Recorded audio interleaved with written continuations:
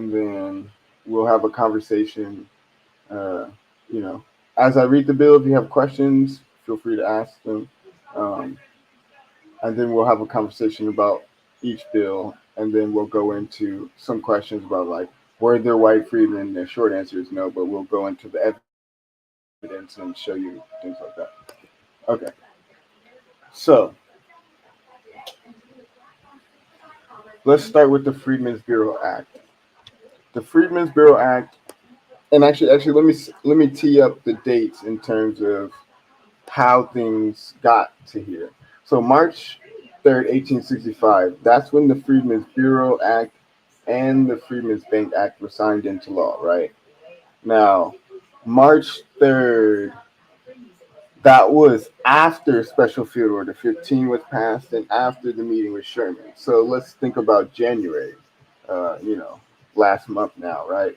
On January 12th, 1865, you had 20 freedmen who met with Sherman and Stanton, and they talked about how they were going to basically define reparations. They said, "What do you want?" Basically, they asked them, how do you see your part in emancipation? What do you need going forward, um, and things like that. And the answer that they gave is that they wanted land, and they wanted to be able to, you know, till it and toil with their own labor and earn the money from their own skills. Um, and then 4 days later, you get Special Field Order 15 on January 16th, 1865, right? And that bill, or that executive order rather, um, told the United States that they were going to give 40 acres, but it's very specific to who the 40 acres were going to be given to, right? And we had a conversation earlier this week where we talked about some people brought up, well, Special Field Order 15 wasn't for everyone essentially, and that's partially true. But when you look at the Freedmen's Bureau Act, the Freedmen Bureau Act 3 months later specified 40 acres for every freedman, right? So that's why it's important that we go through this bill and read it for ourselves. So let's. So who is considered a freedman? Yes, great question. So we're gonna read that. Just give me 1 second. So let's start with the Freedmen's Bureau Act, and then we'll read the Freedmen's Bank Act. So the law creating the Freedmen's Bureau, Chapter XC, an act to establish a bureau for the relief of freedmen and refugees. Be it enacted by the Senate and House of Representatives of the United States of America and Congress assembled, that there is hereby established in the War Department to continue during the present war of rebellion and for 1 year thereafter, a bureau of refugees, freedmen, and abandoned lands, to which shall be committed, as hereinafter provided, the supervision and management of all abandoned lands, and the control of all subjects relating to refugees and freedmen from rebel states, or from any district or country within the territory embraced in the operations of the army, under such rules and regulations as may be prescribed by the head of the Bureau and approved by the President. The said Bureau shall be under the management and control of a commissioner to be appointed by the President, by and with advice and consent of the Senate, whose compensation shall be $3,000 per year, and such number of clerks as may be assigned to him by the Secretary of War, not exceeding one chief clerk, two of the fourth class, two of the third class, and five of the first class. And the commissioner and all persons appointed under this act shall, before entering upon their duties, take the oath of office prescribed in an act entitled an act to prescribe an oath of office and for other purposes, approved July 2nd, 1862. This is actually the thing that was talked about, the oath, where all the new people who rebelled for the Confederacy, they had to basically make a new oath of allegiance. So that's what they're talking about. And the commissioner and the chief clerk shall, before entering upon their duties, give bonds to the treasurer of the United States, the former in the sum of $50,000, and the latter in the sum of $10,000, conditioned for the faithful discharge of their duties, respectively, with securities to be approved as sufficient by the Attorney General, which bond shall be filled in the office of the first Comptroller of the Treasury, to be by him put in suit for the benefit of any injured party upon any breach of the conditions thereof. Section 2. And be it further enacted that the Secretary of War may direct such issues of provisions, clothing, and fuel as he may deem needful for the immediate and temporary shelter and supply of destitute, suffering refugees and freedmen and their wives and children, under such rules and regulations as he may direct. Section 3. And be it further enacted that the President may, by and with the advice and consent of the Senate, appoint an assistant commissioner for each of the states declared to be an insurrection, not exceeding 10 in number, who shall, under the direction of the commissioner, aid in the execution of the provisions of this act, and he shall give a bond to the Treasurer of the United States in the sum of $20,000, in the form and manner prescribed in the first section of this act. Each of said commissioners shall receive an annual salary of $2,500 in full compensation for all his services, and any military officer may be detailed and assigned to duty under this act without increase of pay or allowances.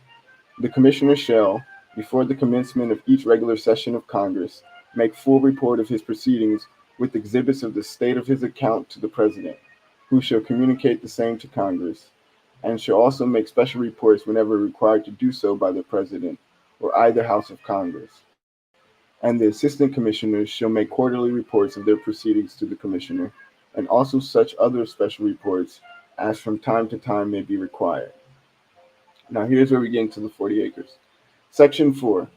And be it further enacted that the Commissioner, under the direction of the President, shall have authority to set apart, for the use of loyal refugees and freedmen, such tracts of land within the insurrectionary states as shall have been abandoned, or to which the United States shall have acquired title by confiscation or sale or otherwise, and to every male citizen, whether refugee or freedman, as aforementioned, there shall be assigned not more than 40 acres of such land, and the person to whom it was so assigned shall be protected in the use and enjoyment of the land, for the term of 3 years, at an annual rent not exceeding 6% upon the value of such land, as it was appraised by the state authorities in the year 1860, for the purpose of taxation. And in case no such appraisal can be found, then the rental shall be based upon the estimated value of the land in said year, to be ascertained in such manner as the commissioner may be may by regulation prescribed.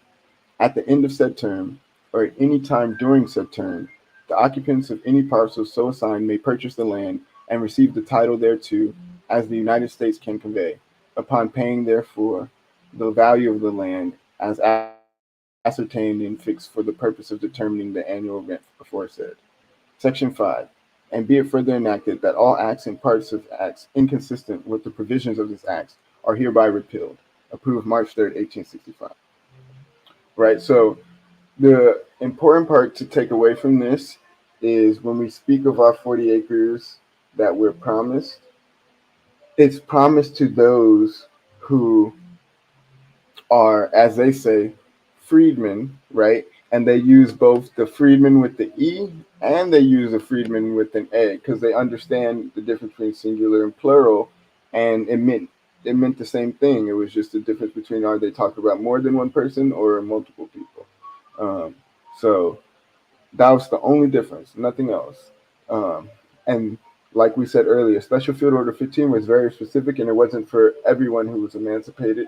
But Special Field Order 15 was then codified by Congress and then signed by the president, and it specified 40 acres for every freedman, right? And if you want to get real specific, it talks about loyal freedmen, right? But the point is, as long as you didn't betray the United States and go to the Confederacy, that's basically what they're saying. Um, so that's where your 40 acres lie. We talk about Special Field Order 15 And that laid the basis for them to even write this 3 months later. And then in terms of timeline, January 31st, 1865, that's when the 13th Amendment gets passed. But when Congress passes an amendment to the Constitution, it takes two-thirds of both sides of Congress, and then it needs three-fourths of the states to ratify it. So it didn't immediately happen on January 31st, 1865. And in fact, Lincoln had no process in how it got passed because presidents play no part in the changing of the Constitution. So it took until December at the end of the year for the bill to actually be ratified by three-fourths of the states to become added to the Constitution. So in between all that time, you had March 3rd, 1865, the 13th, or sorry, the Freedmen's Bureau Act and the Freedmen's Bank Act passed on the same day, right?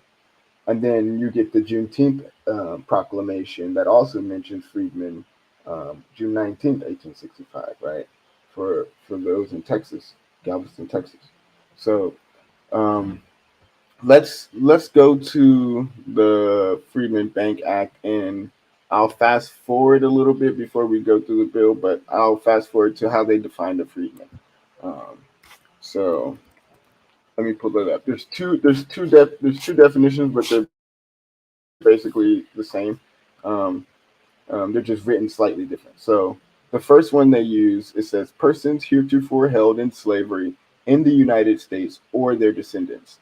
And then the second use is slightly different. It says persons heretofore held in slavery or their descendants being inhabitants of the United States.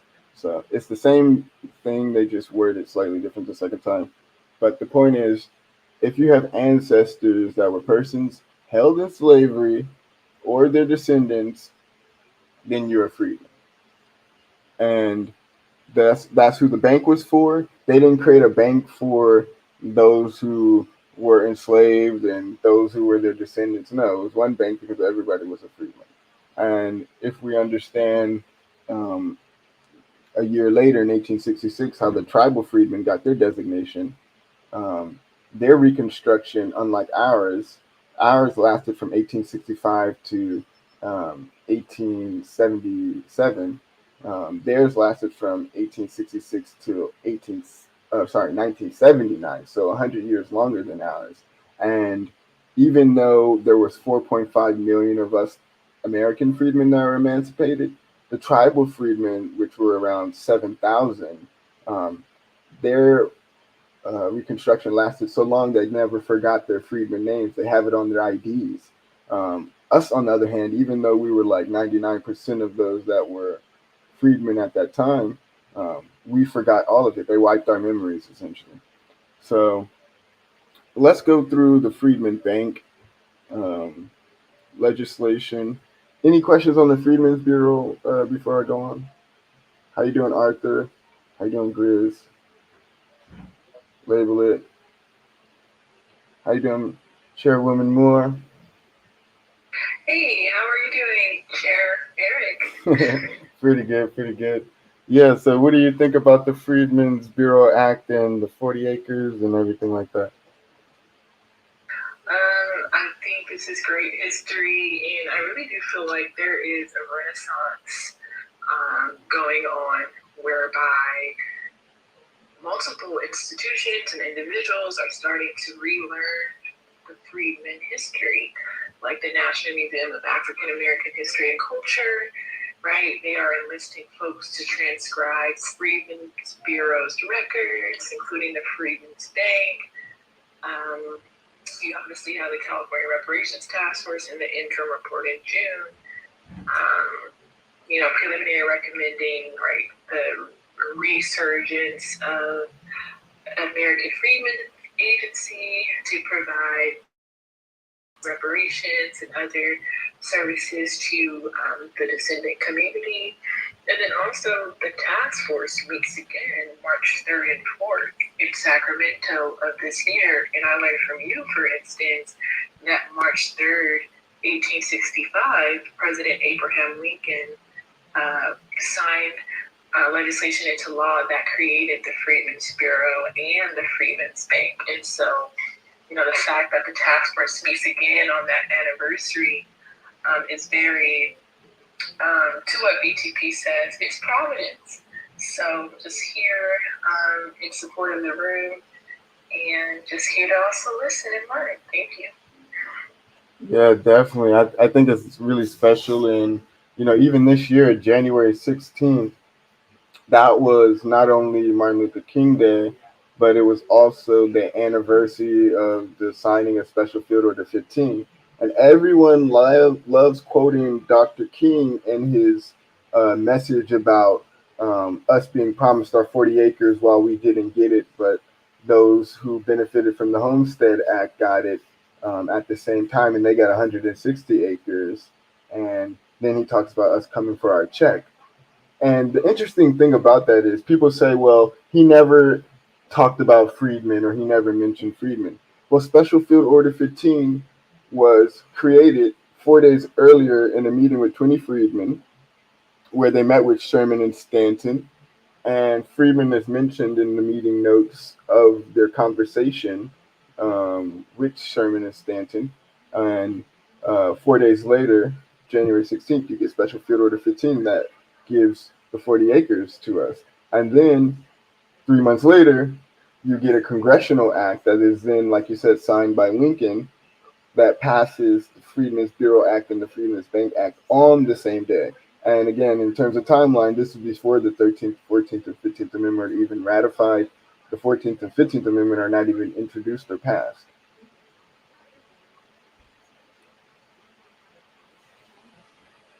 Right, which I think to your point brings up the significance and the power and the potential, specifically of the Freedmen's Bureau and the Freedmen's Bank. Not necessarily saying they're more powerful than the 13th, 14th, and 15th Amendments, which have yet to be ratified. But I think the point that you've made time and time again is that, the Confederates went after Abraham Lincoln for explicitly signing into law the Freedmen's Bureau and the Freedmen's Bank because they understood the potential of those two institutions in terms of ensuring that African Americans, Black Americans, whatever you want to call us, would become self-sufficient and empowered economically and politically. Exactly, yeah. And again, in the timeline, both in the timeline of events and how things work legislatively, Lincoln is given more credit for the 13th and 14th Amendment, which legislatively and constitutionally he plays no part in. Presidents play no part in how the Constitution is amended, right? So it's all kind of show and play and propaganda, right? So Lincoln played no part in how it got passed. It takes 2/3 of Congress of each house, or sorry, each chamber, the House and the Senate, to pass an amendment, and then 3/4 of the states need to then ratify that amendment. And then the only other way you can do it is if 2/3 of the states call a national convention, then amend the Constitution, and then 3/4 ratify it. So no president even plays a part in it. And then in terms of the timeline of when he gets killed, they say, well, he must have got killed because on February 1st he signed the 13th Amendment, and then he got killed after that, apparently, right? And that's not true either because again, he didn't play any part in the Constitution getting amended. And then if you look at the actual timeline of events, he gets killed 5 weeks after March 3rd, 1865, right? So he gets killed 5 weeks after that, after the signing of the Freedmen's Bureau Act and the Freedmen Bank Act. So the timeline, it points to that being the cause, not anything else. It couldn't have been the 14th Amendment or the 15th Amendment because those wouldn't be introduced 2 years later. And if you want to blame it on the 13th Amendment, the president plays no part in passing a constitutional amendment. So why would they assassinate him for something he played no part in passing? Um, so it was the Freedmen's Bureau and the bank. Um, so why is this important again? What do freedmen have to do with reparations? Well, one, I want to clarify for people who like to say, well, we have to reclassify or change ourselves or do anything to get reparations. First and foremost, reparations is lineage based. And the way that reparations is defined by the United Nations, it says that Reparations are for the victims. Who are the victims? Victims are personally who individually or collectively suffered harm. The term victim also includes the immediate family or dependents of the direct victim. So you have to be a descendant, right, of the group harmed or the people that were actually harmed, right? And then when you get deeper into how the Freedmen Bank Act defines what a freedman is, you just got to understand you got to meet the lineage requirement of how they define it. And it's pretty simple. And the best part is it actually meets a lot of people's preference, considering it doesn't mention race at all. It says persons heretofore held in slavery in the United States or their descendants. And the only other mention of it is persons heretofore held in slavery or their descendants being inhabitants of the United States. So if your ancestors are persons heretofore held in slavery or their descendants being inhabitants of the United States, you deserve reparations. And how you choose to self identify is not as important when it comes to reparations. Now, when does Friedman come a part of reparations? Only when we talk about what the five definitions of reparations are. So when we break it down into restitution, compensation, rehabilitation, satisfaction, and discontinuation, that's when Friedman comes up. Because one thing you would have to talk about in restitution is restoring our 40 acres and a mule. And when is our 40 acres and a mule talked about? In the Freedmen's Bureau Act, in Special Field Order 15, right?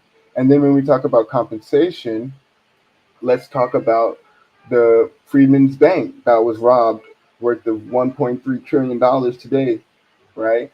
So that's compensation that needs to be restored. And then in addition to everything else, um, our ancestors' labor was valued in today's dollar at $246 trillion, right? So all of these things need to be calculated and assessed. And um, while you don't need to self identify as a freedman, if you want your 40 acres and a mule, all you need to do is qualify as someone who had an ancestor who was a person who was held in slavery or one of their descendants. Um, so that's the kind of clear into that. And we'll answer questions really quick. Let's go to Heaven and then Mr. Engagement. 2 minutes each. Hello, good afternoon. Well, Good good afternoon. evening to some people. I'm on the West Coast, so I appreciate this space. Thank you for dropping me the mic. I noticed that I said who was us exactly because we're having this identity issue, right? Um, like it's not Freedmen Month; it's Black History Month. So it's like, what are we doing with these words? Are we going to just say now? People are being more nicer now and saying, oh, we don't care what you identify as long as you meet the requirements. I've been telling these people that I've been meeting the requirements. But since my paperwork says mulatto, you guys go in an uproar. And people on this stage, co-hosts, all these people have been known to use pretendian.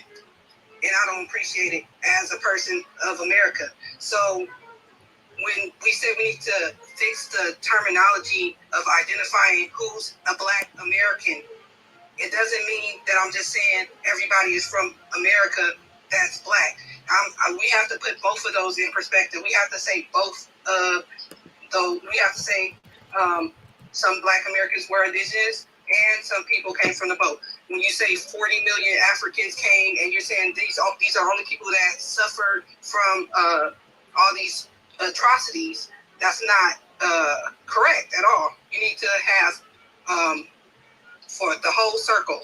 And I don't need to be debating on who am I and my identity. And these people that's asking me are not from the lineage. They're not Black Americans. And we need to discuss that as Black people, for real. Thank you. Yeah, I think Heaven, as long as you can uh, trace at least one ancestor that was a person held in slavery or their descendants, then you qualify for reparations. And many people, especially of our descent, are, mixed with many things, and so, you're gonna find all these things when you trace your lineage. We have this trace your lineage challenge, but no matter what you find, the most important thing to find in terms of the reparations claim we're talking about is, slavery within the United States, and that you had an ancestor that was enslaved, and you know, if you can find that ancestor that was enslaved, that's the key. That means you qualify. Um, and you know, I think a lot of the confusion and the conversation is led by people that are trying to cause confusion and don't want this to be simple, or for us to like, they want us to fight before we even get to the finish line. And I think we got to stay focused, um, and keep putting in the work to the goal, and not get caught up in thinking we're there already. Like, we still have to get this done, and the last thing we want to do is celebrate too early and think that someone won anything. We still have a lot of work to do, even if anything gets passed. Uh, Chairwoman Moore knows this. Even the final report still needs to then be turned into something that gets done at the state level, right? And so all of this is a step by step process, and it's going to take us coming together, advocating for what we need and getting it done. Respect, and just can I say one more thing though? Yeah, definitely. Go for it. We gotta remember affirmative action. We gotta remember these things. Civil rights movements of 1964 and 65, like, they changed what was supposed to be for us and gave it to somebody else. So if you're going to just identify everybody as freedmen and everybody don't got that in their lineage, somebody ain't gonna get a check that's supposed to get a check. And so the efforts that happen against us continue to happen. COINTELPRO. So we need to be looking at everything. We don't need to be praising one person because they black and they up there on the board and hey, they sister girl. We need to be knowing what the hell, who is these people? Who is Don Tamaki? Who is this person? Why we can't have a Karen Bass that's on the Task Force of Black Immigrants? Why we can't have Maxine Waters that's on the Task Force of Black Immigrants on the CDC? Why? I don't know any of these people. And no offense to Camilla, I don't know her as well. But everybody's paying for it. And we got to have somebody got to be accountable for what's happening. No communications for 2 years. Nobody knows in my family about reparations. I sound like a crazy person talking about reparations. That's the end. I'm sorry. No, you're good. So you're not the only one though. So, yeah, exactly. I got 50-year-old cousins that when I go back home to Chicago, they say, "Hey, what is reparations, cuz?" And I'm like, I mean, how you don't know? Like, I mean, but it's a conversation to be had, So, I mean, the fight ain't over, and we still got a lot of work, like you said. So, I mean, all the infighting just really needs to just stop, and people just need to listen.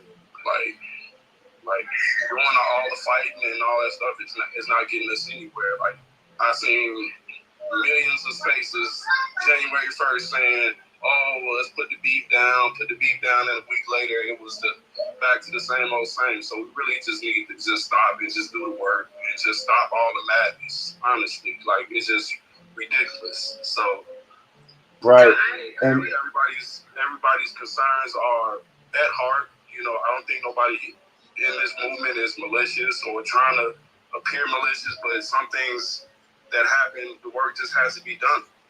So that's it. And I just want to say, since we're all on the stage, let's just have an open and honest conversation. I totally understand where you're coming from. I just want to kind of ask you a question for clarification, because all the members of the task force, we were appointed to the task force after the bill became law, right? So we had nothing to do with the language of the bill itself. But what I'm kind of seeing, which is kind of troubling, is like people are blaming people what the statute says when I got appointed after the bill became law, and thus I'm required to chair the task force as it's written under the law. So under the law, This is a task force to study and develop reparations proposals for African Americans. It says that in the law. I didn't write the law. I didn't write the bill. It says it's a task force to study and develop reparations proposals for African Americans with a special consideration for African Americans who are descendants of persons enslaved in the United States. And I'll put the bill up there, but when you read what a further definition in the statute in terms of who's eligible, it explicitly says, freed African slaves and their descendants.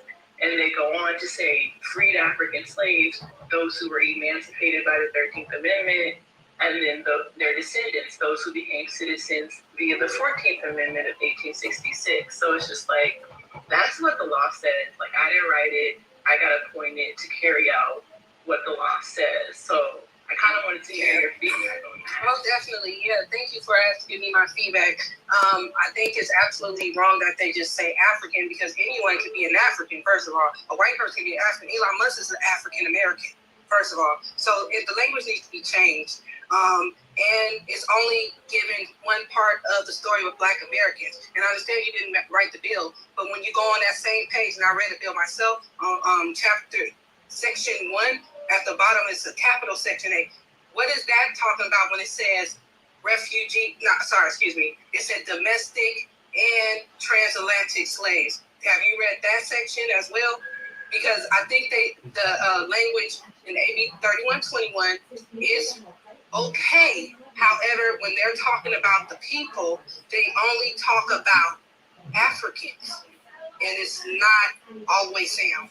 And then I have people. I don't want you to be in rhetoric with other people, making fun of people that are and calling them pretendians. That shouldn't be, and you shouldn't even be in that realm. But it's a mind thing that everybody has, that they're just everybody's African. And I never said nobody wasn't African. It needs to be sound. Everybody is not in agreement with the terminology, and I know you didn't write it. So we're doing our best as Black Americans to fix that terminology, and we will, because we didn't get to do when African Americans came around. We couldn't do what we're doing right now because we didn't know. We are people that's not aware of what's going on, and y'all always constantly talk about. I'm not talking about you particularly, but the government, the fucking media, everybody always talking about us, but we don't know what's going on in our own communities. Again, this reparation talk is a big deal. Chris from Sacramento, from New York, said that this nigga, he's from New York, but still, Chris from Sacramento, when he reads the chapters, I read the chapters on Tuesday and Thursday, but when he reads the chapters, he said this is the most important document for Black Americans. And the Freedmen talk, I ain't gonna lie, it just started talking, he started interjecting Freedmen and Black, but that's another story. That was more recently. Yeah, okay, so we need to be more cognizant about that too. It just started happening. You ain't gonna push this Freedmen on me like that though. Let me say this, and this is where the lineage vote was really important when it happened, because what it did is it was a way to try to tighten the language around the bill that was a little loose, like we're talking about, right? So the lineage vote that made it, Sherwin or more can, say word for word. I'm in agreement with the lineage. I'm in agreement with that. Again, I don't have no problem with that. The AB 3121 bill that's where the problem lies as far as identifying the Black American, and we need to identify them correctly. I don't need people to be really that. I don't want to call nobody dumb, but come on, can we just reverse, do some history lessons and find out who the Black American is, and stop just using the white man's language or a fucking movie? Let me ask Chairwoman Moore something. What was the exact language of the lineage vote? Can you say it word for word so we could talk about how that fits in again to the lineage-based requirement?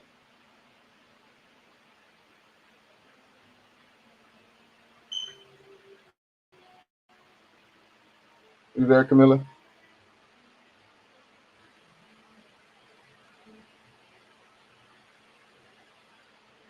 All right, 1 second. What up, Arthur? You want to say something? Well, I'm not sure what the young lady is talking about now, because I'm only asking. I just want to get some clarity. Are you saying that you want special language in the bill to delineate a special lineage that is separate from freedmen. Is that correct? Separate. I want the Black American language in there correctly because I know Freedmen is a section of our reparations. Like if you've been enslaved, that's a section. If they're pathologizing black families, if they have housing segregation, these are all part of reparations. And just because you don't have mulattoes are enslaved too. Like I don't know what I'm saying is, all right, for example, you want separate language for your particular lineage. I don't want separate language. I want the correct language. The correct language. Yeah. Yeah. Okay. So what I'm asking is that whenever you're writing bills, the progression as far as like the eligible party actually moves forward, not backwards. Okay. When we're talking about freedmen, we're talking about a point at which there's a convergence. And what I mean by that is this. Let's say you call yourself indigenous, right? And in some kind of way, 500 years ago, everybody that could be classified as indigenous kept themselves genetically and socially separated from the freedmen on up to the present day. And if that is true, then that means that you would not be eligible to be part of this claim. See, who are the freedmen? Are you saying freedmen are Black Americans? No, that's the question. Are you saying freedmen are synonymous with Black Americans? Let me ask my question because what's the? Come on. Yes. No, it's not. No, you're a subgroup of Black Americans. So, that needs to be corrected. So the definition. One second. So the definition, again, this is why we're reading the bill, right? This is why we're reading the bill because the bill actually answers this question for us, and we don't even have to argue about it. The actual bill, we read through the Freedmen's the Freedmen's Bureau Act. I just read two excerpts of the Freedmen's Bank Act, and the way the Freedmen Bank Act defines what a freedman is, or what even a lineage-based qualification would be without even need to call yourself a freedman, right, is persons heretofore held in slavery or their descendants being inhabitants of the United States. And the other way it's used is the same thing, but it's worded slightly different. It says persons heretofore held in slavery in the United States or their descendants. That's how they define it. Black people was the only people enslaved in America. Yes. No. I mean, come on now. It is not identifying the actual lineage. You're saying our lineage is slavery? We're just slaves? Who else was enslaved in the United States that was not Black or Native Americans or these Black people right here? That's me. We're enslaved. So what do we do? Like, so you know that the Native Americans. It's the ones that was here and the ones that came on the boat. The ones that was free, the ones that was slaves. It's two of them. Heaven, can I ask you one second? I want to ask Heaven a question. Are you aware that the 5 tribes enslaved people who are considered Black or colored, African, mulatto, etc.? I am a member of the uncivilized tribe, sir. No, I'm just asking you. That's why I specified. We've been in exile in our land, as Dr. King said. Okay, sir. No, so we're here. That's why I was very specific about who I dealt with everything like Jim Crow, redlining. We're still here. We just didn't happen to get on the motherfucking boat. We're actually here. But you do agree that we did the same things. Okay, but you do agree. Plantations. It was their plantations, African plantations over there. It was Native American plantations over there. It really did happen. Okay, but what I want to know is, do you agree? Because I'm not here to argue about that. I'm asking, do you agree that the so-called 5 civilized tribes also enslaved people? I'm not saying this has anything to do with you, just to be clear. I agree, but they did it to some people in their area. But the white American government did something to me, and they need to pay me my reparations. Sure, okay? and you already said that your ancestors were enslaved, right? Oklahoma, because I ain't even from there. I'm not from Oklahoma. Sure. Like it's, I just wanted to clarify that. So as long as we're clear on that, then we're good. We just have to make a distinction in terms of you already said that your ancestors were enslaved, so that's all that matters. Doesn't matter how they became enslaved, right? Or how they became emancipated, right? All that matters is that they were enslaved and emancipated. That's all that matters. Okay, so let me go to a few hands really quickly. I'll give everybody again. Everyone's getting 2 minutes, and then we'll go and finish reading the rest of this Freedmen's Bureau Act. So I'm gonna just go to the hands that are up right now. I already said Mr. Engaging, and then enough, and then C, and then conscious. All right. The question I have is, I feel that this Freedmen's Bank, I feel like you guys are putting the cart before the horse. Meaning, I think that we should be focused more on reparations and pushing for reparations instead of the Freedmen's Bank. And I feel like the Freedmen's Bank could be used as a tool to do our reparations instead of the government. I want it directly paid from the government. I don't want no middleman from a bank. So that would be my concerns. And what are ways that you can address that? Because I look at that as more like a hobby that you can do with your reparation money versus something that's imperative to do now before we get reparations. I feel like we're holding up reparations because of this bank. I mean, that's a great question, and like I said, so there's a twofold answer. So the first part is, again, you don't need to self-identify as a freedman in order to qualify for reparations. As long as you have an ancestor that was a person who was enslaved in the United States or one of their descendants, you qualify for reparations, right? Now, when it comes to how do we calculate what we're going to give for reparations, what are we going to do in terms of the 5 parts of reparations? The first is restitution. The second is compensation. The third is rehabilitation. The fourth is satisfaction. And the fifth is discontinuation. So just starting on restitution and compensation, we have to ask ourselves, well, what are we going to restore? What are we going to compensate for? Well, one of them has to be the robbery of the Freedmen's Bank. 100,000 freedmen saved up the modern day equivalent of $1.3 trillion. That has to be compensated for. We talk a lot about our 40 acres and a mule. Well, when and where was our 40 acres and a mule talked about? First, it was mentioned in Special Field Order 15 on January 16, 1865. And then it was turned into a congressional bill that was signed by Lincoln on March 3rd, 1865, in the Freedmen's Bureau Act. The Freedmen's Bureau Act specifies our 40 acres. We just read that bill, so some people might have missed us reading that bill earlier on. We've been here for almost an hour, but our 40 acres is mentioned in the Freedmen's Bureau Act. So when we talk about restitution and restoring things like property and land, that's part of that. And then if we don't make one second. If we don't make that part of the restitution, which I think would be a sin, if we make it part of compensation, we're still calculating the value of what that 40 acres would be today in terms of its dollar value. So we would still be basing it off of that. And again, doesn't mean you have to self-identify as that, but understand that we need to not only calculate the compensation based on the 40 acres and the Freedmen's Bank, for example. I'm not saying those are the only calculations, right? But I'm saying those are 2 of the most important calculations. And then when you think about restitution as a whole, it also means restoring our institutions that were destroyed during Reconstruction.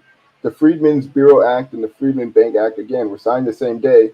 So the bank was a separate institution, but the Freedmen's Bureau included the Freedmen hospitals, Freedmen schools, Freedmen courts, right?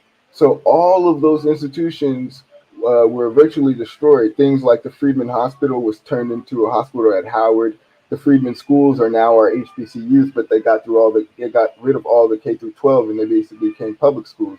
But the point is these things existed, and we need to resurrect them. The freedmen's, sorry, the Native Americans, or the indigenous folks, they have the so-called red ones. They have the Bureau of Indian Affairs and the Bureau of Indian Education, right? Like we need our own institutions that take care of us. And also, people have mentioned there's the bureau, like basically the Bureau for New Americans for like new immigrants, essentially today, and all these other things, and refugees. But we don't have one, right? So it's all the things that uh, we're looking for are part of this. Now, in our Freedmen agenda for the party, we specify the difference between reparation now and Freedmen reconstruction. They are two different things to accomplish, right? Reparations now is lineage based. You do not need to identify as a Freedman to get it, but as long as you have an ancestor that was enslaved in the United States, right, or the descendants. And then when we calculate again the cost and what we're going to get paid, that's the only part where Freedmen Bureau and the bank comes in and restoring those institutions. But it doesn't mean that you have to self-identify as that. Let's go to Marcel really quick. I want to give him a chance. Whoa. I want to respond on some of those things that you were saying respectfully, but Yes. I'll just get up and leave because you didn't really address the question of why the Freedmen Bank needs to be in the middle of reparations. I think it's just definitely, between I us and the definitely government. did. I definitely did. I definitely did, but yeah, I definitely did, but yeah. 1 second, I'll add this real quick, Marcel, and then I'll let you go.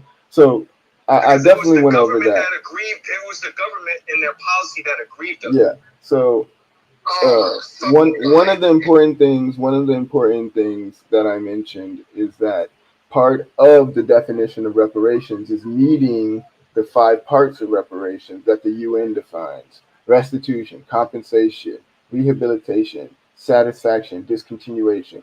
You don't have a reparations program if you don't meet those 5 parts. Marcel, go for it, and then we'll come back around. Thank you. Okay, so the term freedman in itself, as we've been making very clear, because you see, I don't have patience for some of these people. I really don't. Some of them are being sincere. Some are just spreading bad faith trolling, and I don't have patience for them. And I am not going to be as patient as you are being, Eric. And some of you can thumbs down. I'm a thumbs down right on back. Let me thumbs down right on back. Hey, chill. Marcel speaking. Everybody's gonna get their 2 minutes. Raise your hands. Whatever. I said what I said. And I said what the fuck I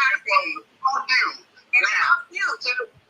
Hey, so we have rules in our spaces, and here's the rules. Everybody's gonna get their 2 minutes, and we got a 3 strikes rule. If you interrupt someone in their 3 minutes, that's 1 strike, and if you get 3 strikes, you're off the stage. Okay? This is bad faith trolling. We've already said that. First of all, freedman is a status. We've already made it clear that a person doesn't have to identify themselves as a quote-unquote freedman in order to qualify for reparations. The thing that makes freedmen important is that the government has already done the delineation for us. The government has already acknowledged that descendants of American slaves is a special group that is owed a particular debt. If some of these bad faith people, not saying all will question the status of bad faith, because some just legitimately have questions, but some of them are bad faith, going around asking their aunts if they've ever called themselves freemen, as if what their aunt calls themselves is a qualifier for legislation. That's the dumbest thing I've ever heard of. Anyway, the government acknowledged at the debate of the Freedmen Bureau Act, the quote from several congressmen were, these people deserve this legislation not because they are Negro, but because this country has wronged them for generations and they have inherited a debt that this country owes them.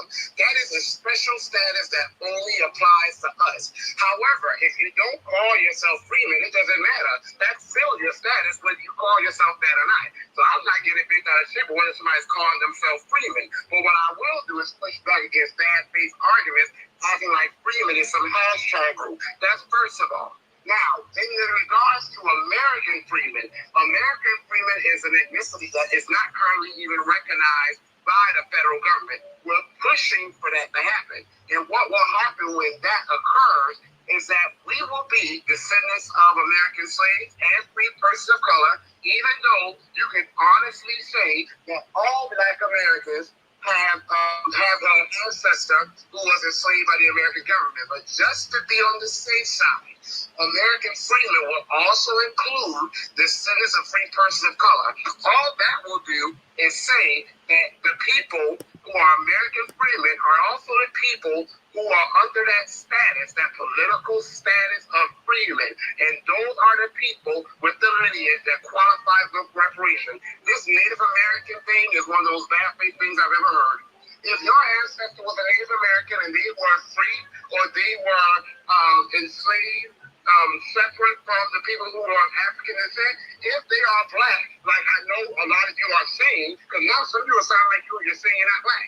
If they are Black, then they will still be considered either the freedmen or they would have been one of the small numbers of free persons of color. And they will fall under the American freeman ethnicity as most of us are discussing it and who it should cover. But looking at California, that's the best example we have right now. California covers descendants, African American. I know we don't like that term, but we know to whom it refers. African American, descendants of American slaves, and free persons of color. So who does it leave out? Not a damn soul. There's a lot of bad faith trolling going on around here. Also, to Mr. Engage's question, y'all, it really depends on who writes the legislation. So if not going to write the legislation, you ain't never going to see a penny of reparation. It's going to go to whatever little nonprofit organization they set up. But in any case, though, the freedmen, my policy, I can only speak about what I'm writing. California's still deciding this. And my legislation is written for the federal level. The Freedmen Bureau will be our own agency to serve our needs, but they will be separate from the government. All the government will do for us is what they do for Native American tribes. They will simply give us our check, and we, as the Freedmen Bureau, will be able to spend our money as we see fit. They do it with Native American tribes already. That's why some Native American tribes get so much money, they don't even have to work. One tribe gets $1 million in cash every year per tribal member. The government gives the money and say it's for y'all to spend how you see fit. I would rather reparations come through an agency that is built by us, managed by us, and for us than to go through the government, the same agency that a lot of y'all saying screwed the Freedmen Bureau over the first time. That's why my plan calls for it not to be under the government, but for the government to have judiciary obligations to the Freedmen Bureau. That to me would be better because we will be over it. We'll be holding ourselves accountable, and the government will not be able to sabotage it because all they'll need to do is write the check and stay out of our business. So that is why I propose it going through a Freedmen's Bank, which will be separate from the government, but ran by us, operated and ran for us, and also held accountable by us. You can't trust all of us either, so we have to hold each other accountable too. Definitely, yeah. Thank you for that, Marcel. So here's what I'm going to do. I'm going to reset the room because we got more people in here. When we just started, it was just like a handful of us. Now it's over 100 people. So I'm going to reset the room, and because these two bills are so short, I'm going to just we're only halfway through anyway. So I'm going to reread the Freedmen's Bureau Act for everybody that's in the room, and then we'll go through the Freedmen's Bank Act. So give me 1 second. Let me switch screens. Okay. So, like Marcel said, it's our turn to write the legislation. When the Freedmen's Bureau and Bank Act were signed into law, we didn't even have the right to vote. The 13th Amendment was not even ratified. So we were not the peoples. We were, taxation without representation? We didn't have representation, right? So just think about that. This is our chance now that we have representation. We have the right to vote. We have all these things. We can write the legislation that we then pass. We can decide our fate, not someone else. So let's just look at the past to learn from it. So law creating the Freedmen's Bureau. Chapter XC, an act to establish a bureau for the relief of freedmen and refugees. Be it enacted by the Senate and House of Representatives of the United States of America and Congress assembled, that there is hereby established in the War Department to continue during the present war of rebellion and for 1 year thereafter. Again, that would be something we would change because that basically meant that there was a deadline for how long the program lasted. It got extended a few times, but the point is we have to make sure that it exists perpetually. Okay. A Bureau of Refugees, Freedmen, and Abandoned Lands, to which shall be committed, as hereinafter provided, the supervision and management of all abandoned lands and the control of all subjects relating to refugees and freedmen from rebel states or from any district or of country within the territory embraced in the operations of the Army, under such rules and regulations as may be prescribed by the head of the Bureau and approved by the President.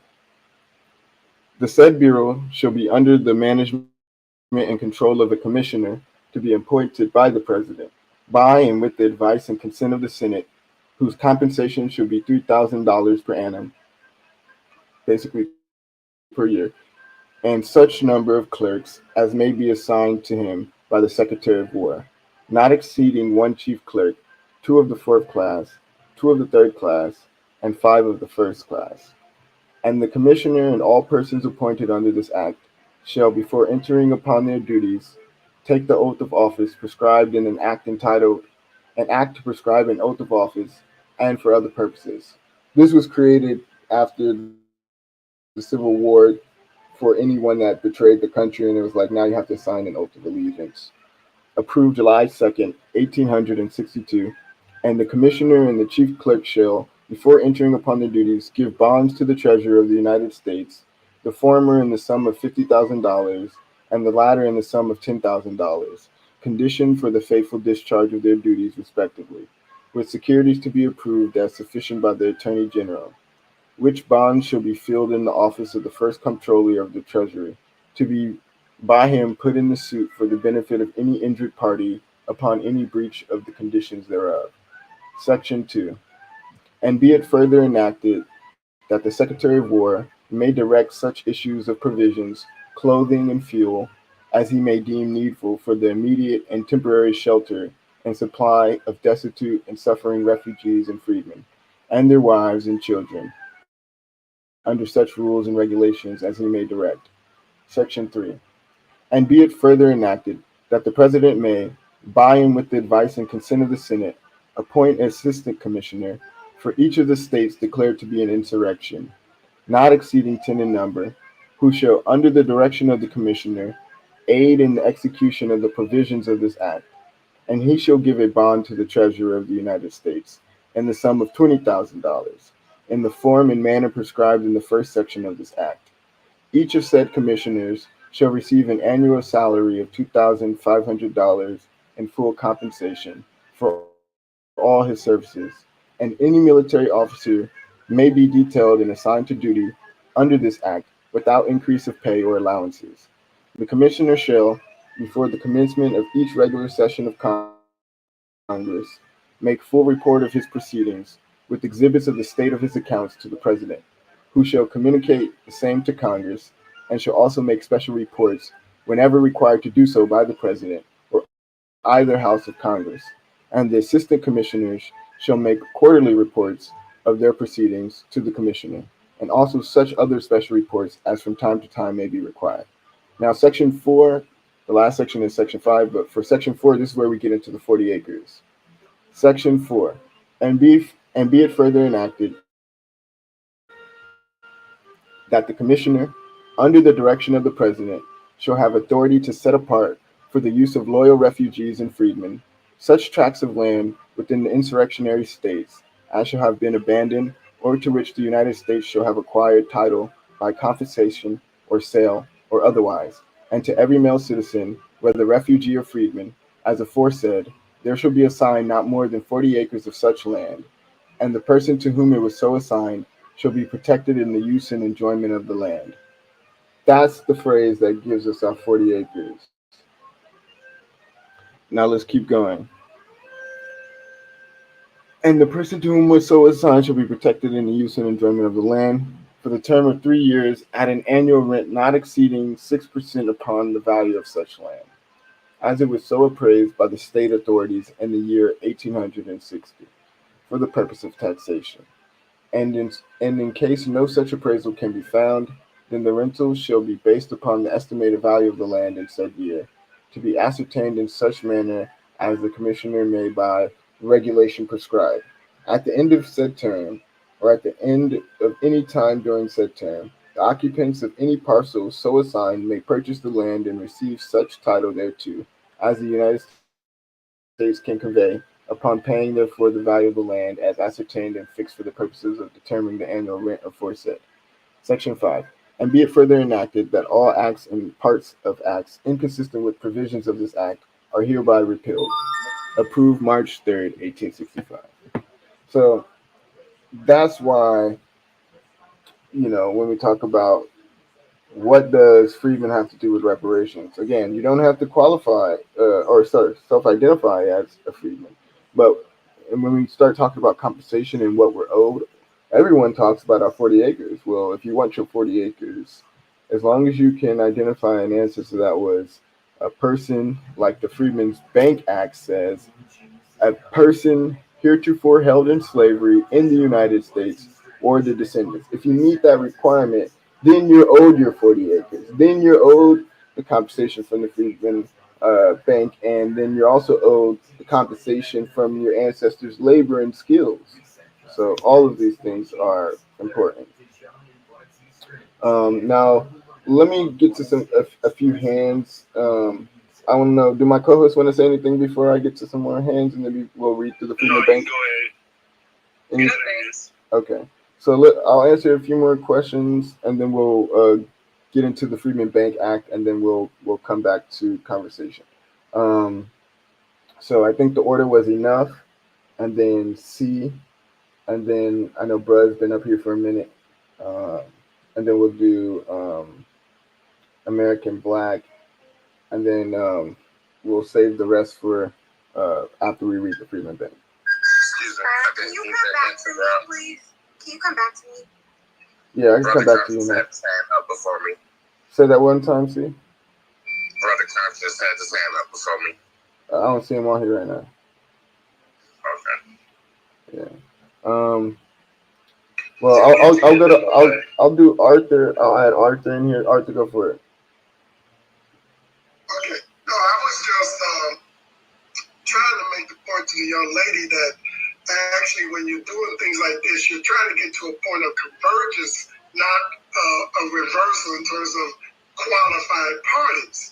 And what I wanted to say was, unless this particular lineage had absolutely no contact with freedmen over the course of 500 plus years, then it's kind of like a wash by the time you get to this point, because everybody that I've heard that talks this way, everything about them says that they're already eligible, so I don't understand what that conversation is about.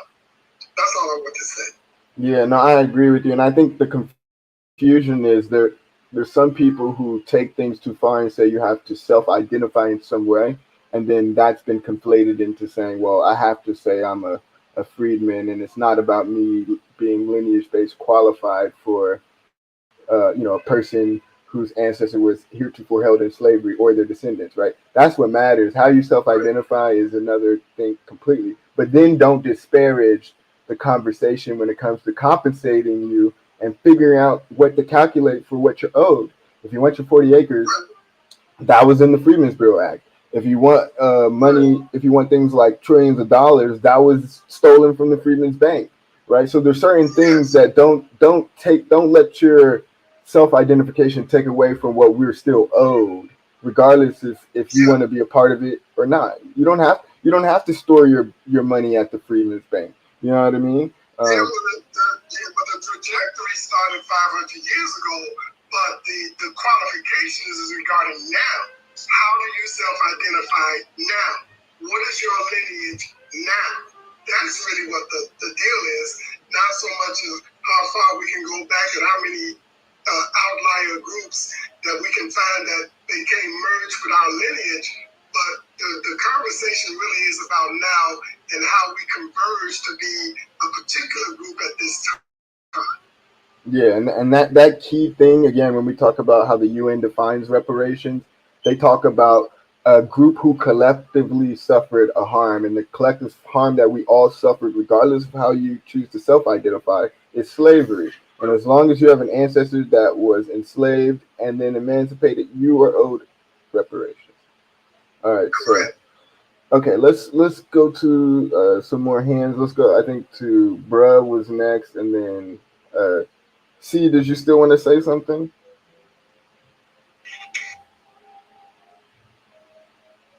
I don't know. You went off your mic, but I didn't hear nothing.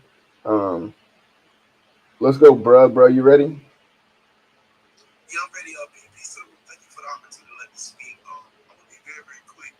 His brother Marcel had not left the room because I really didn't appreciate telling a black woman fuck you, and she didn't cuss at him or anything like that. That should have been addressed by the host. But we'll move on. This is what I want to know: is the Freedmen's Bureau 100% necessary in order for us to get reparations? Yes or no?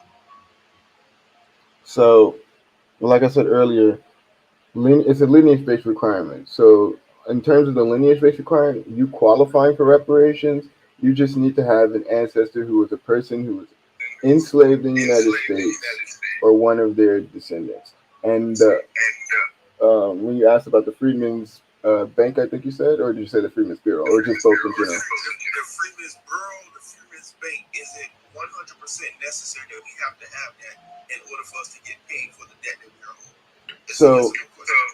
So you don't have to have any involvement in it, but in terms of the compensation and restitution, which are two of the definitions of reparations defined by the United Nations. One second. Uh, there's five definitions for reparations defined by the United Nations. I know the definitions respectfully. Okay, so 1 second. So compensation and restitution talk about restoring things, which includes land and institution, and then you also have compensation in terms of what we're owed. So we're owed our 40 acres, and we're owed the money from the Freedmen's Bank, for example. Okay, so again, respectfully, I already know those definitions. I didn't ask you that. I asked you, is it absolutely necessary that there has to be a Freedmen's Bank or a Freedmen's Bureau in order for us to get what we are owed from the federal government? You didn't give me an answer, bro. Let me ask him a question really quick, because if he can answer this question, it'll answer everything. Do you, bruh, want 40 acres, and do you want money compensated that was stolen from our ancestors? I want you to answer my question. Okay, we're all right. So if you're not gonna answer my question, we're gonna go on. How you gonna answer my question with a question, brother? Because I already answered your question earlier. All right, so we're gonna just keep going. Let's go on. We'll come back around to you, bro. So I'll take it as a no. We'll come back around to you, bro. Don't trip. So next we're gonna read the Freedmen Bank. Can I get in my question real quick, boss? Davey, 1 second. We're gonna come back around. We gotta finish reading actual legislation because this is Black History Month, right? And I think it's important that we actually, if we're gonna criticize something, that we've actually read the bills we're criticizing, and we learn how we can improve them. So let's go through the Freedmen Bank Act. This is the second part of it, and these acts were signed the same day, right? So, all right, an act to incorporate the Freedmen Savings and Trust Bank, approved March 3rd, 1865. An act to, sorry, let me switch my screen so if anybody is following along. An act to incorporate the Freedmen Savings and Trust Bank, Trust Company, be it enacted by the Senate and House of Representatives of the United States of America and Congress assembled. I'm just going to read the most important part. So, Section 2. And be it further enacted that the persons named in the first section should be the first trustees of the corporation, and all vacancies by death, resignation, or otherwise in the office of trustee shall be filled by the board by ballot without unnecessary delay, and at least 10 votes shall be necessary for the election of any trustee.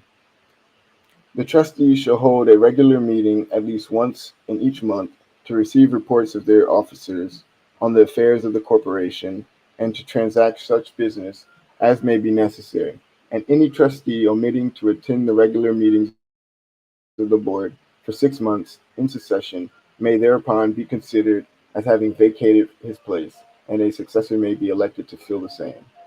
Section 3.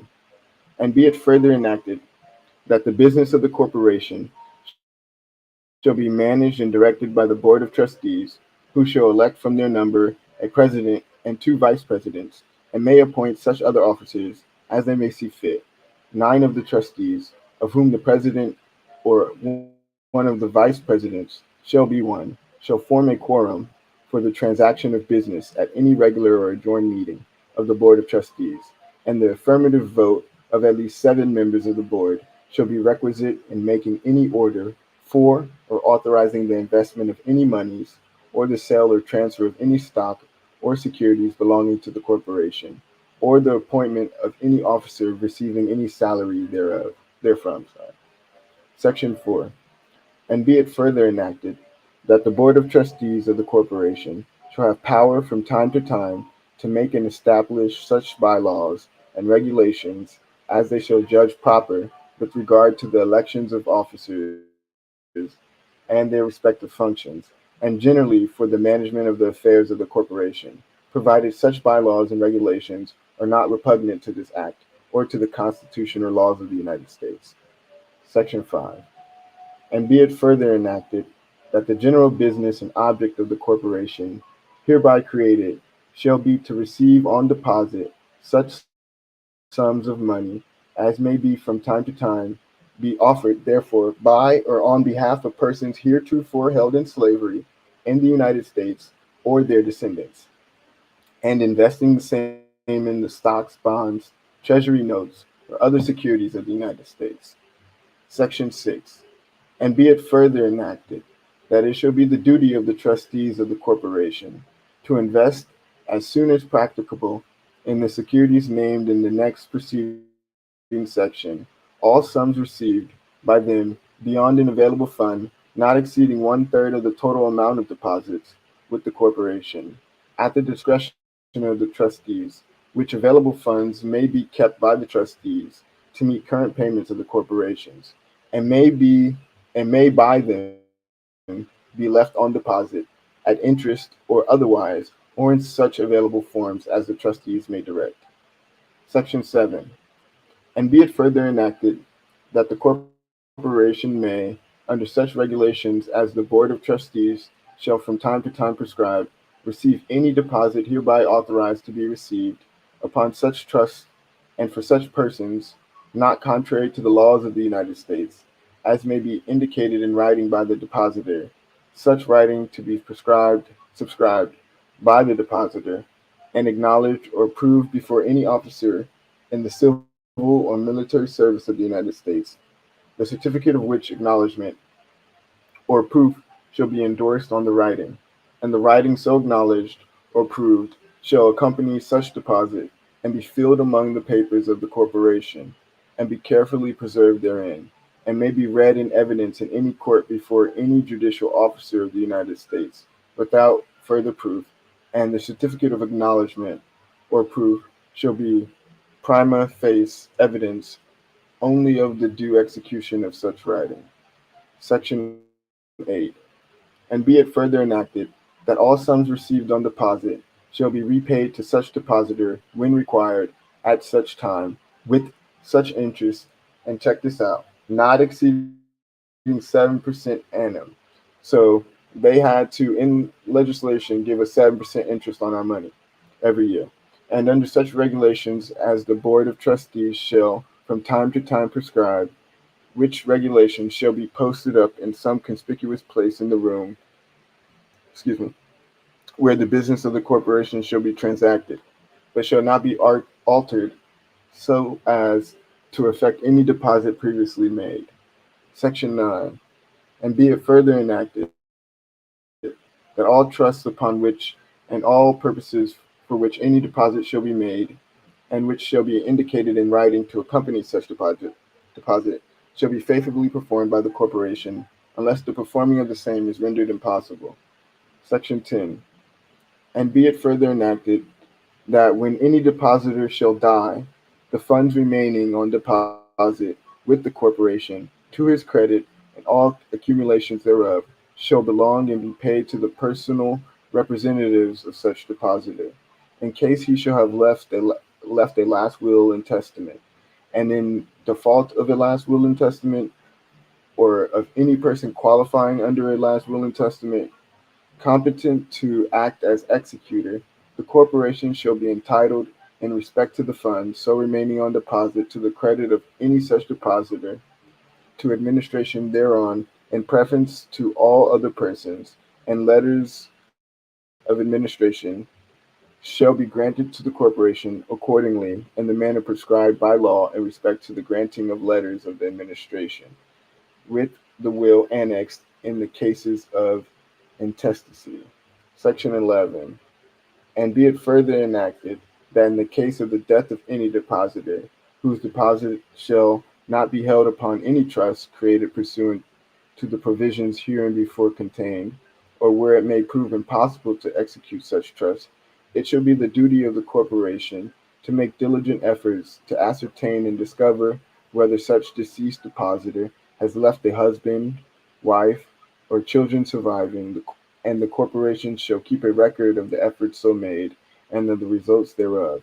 And in case no person lawfully entitled thereto shall be discovered, or shall appear, or claim the funds remaining to the credit of such depositor before the expiration of 2 years from the death of such depositor, it shall be lawful for the corporation to hold and invest such funds as separate trust funds to be applied, with the accumulations thereof, to the education and improvement of persons heretofore held in slavery or their descendants, being inhabitants of the United States, in such manner and through such agencies as the Board of Trustees shall deem best calculated to effect the object, provided that if any depositor be not heard from within 5 years from the date of his last deposit, the trustees shall advertise the same in some paper of general circulation in the state where the principal office of the company is established, and also in the state where the depositor was last heard from.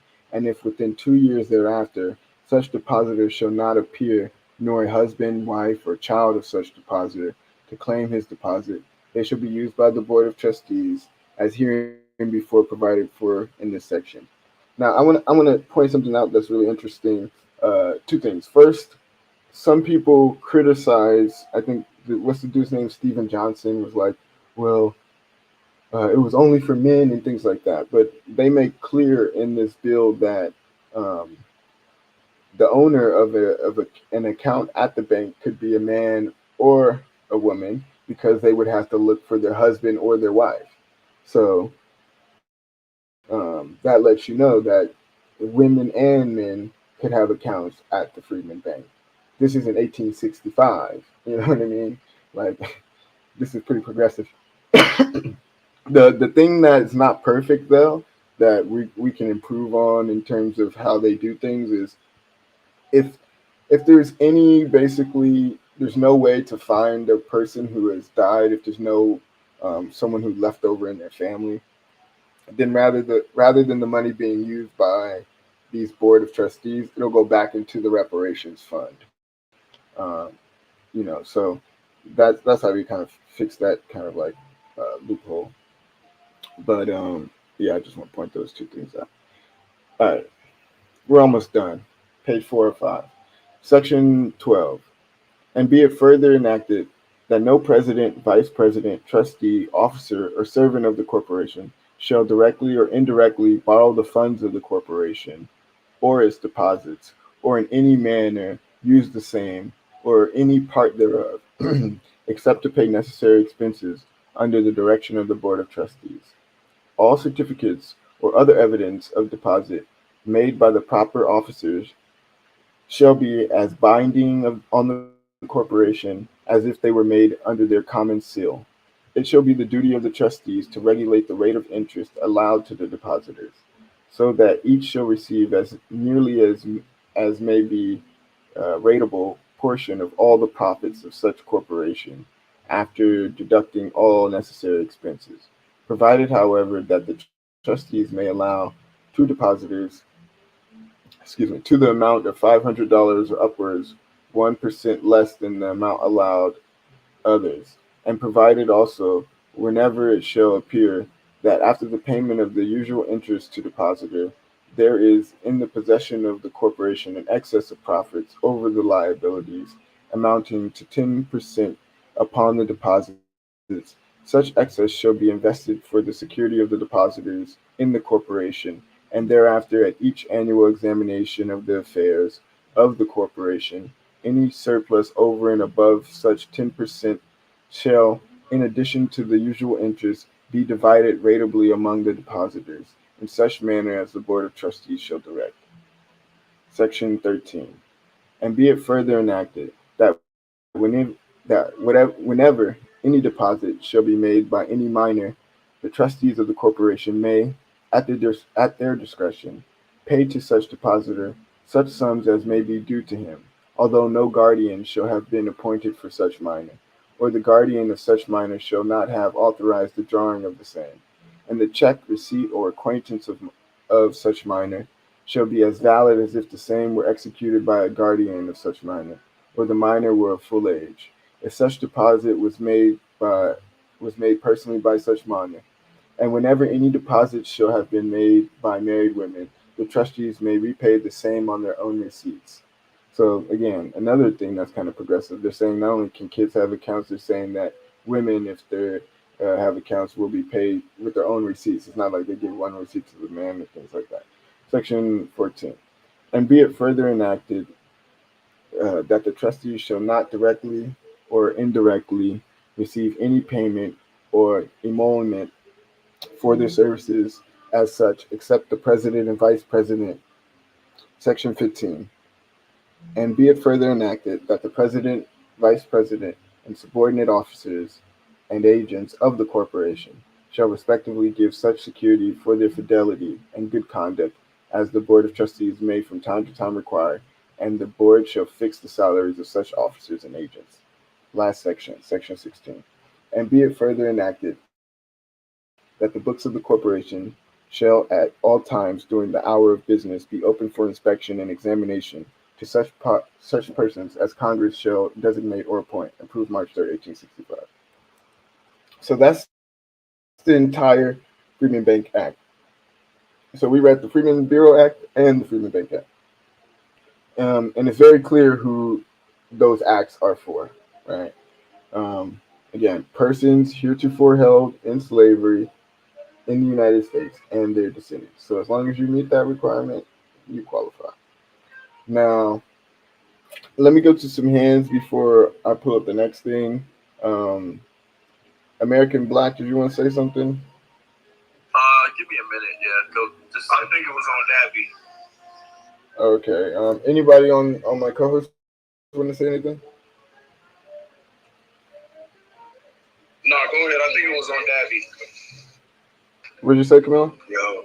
I said, no, I'm here. Thanks. Okay, cool. Well, actually, can you answer that question that we had earlier?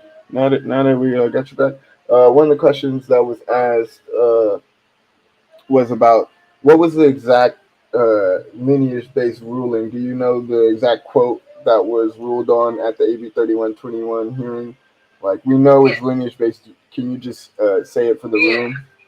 It was you're eligible if you're a descendant.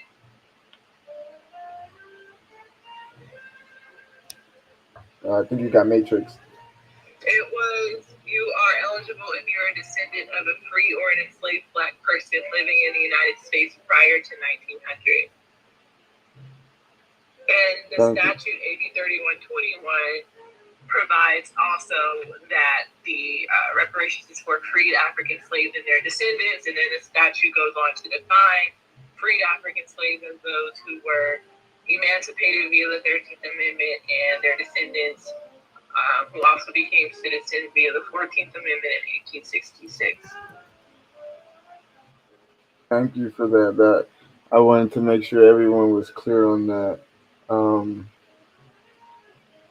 Davey, go for it. You got 2 minutes. All right, what's good? I don't think I'm gonna take 2 minutes, but I would like to restate what I said in the last space when it comes to the management of the elected officers of the Freedmen's Bureau. I feel like there should be a lineage-based requirement to even work at the Freedmen's Bureau also.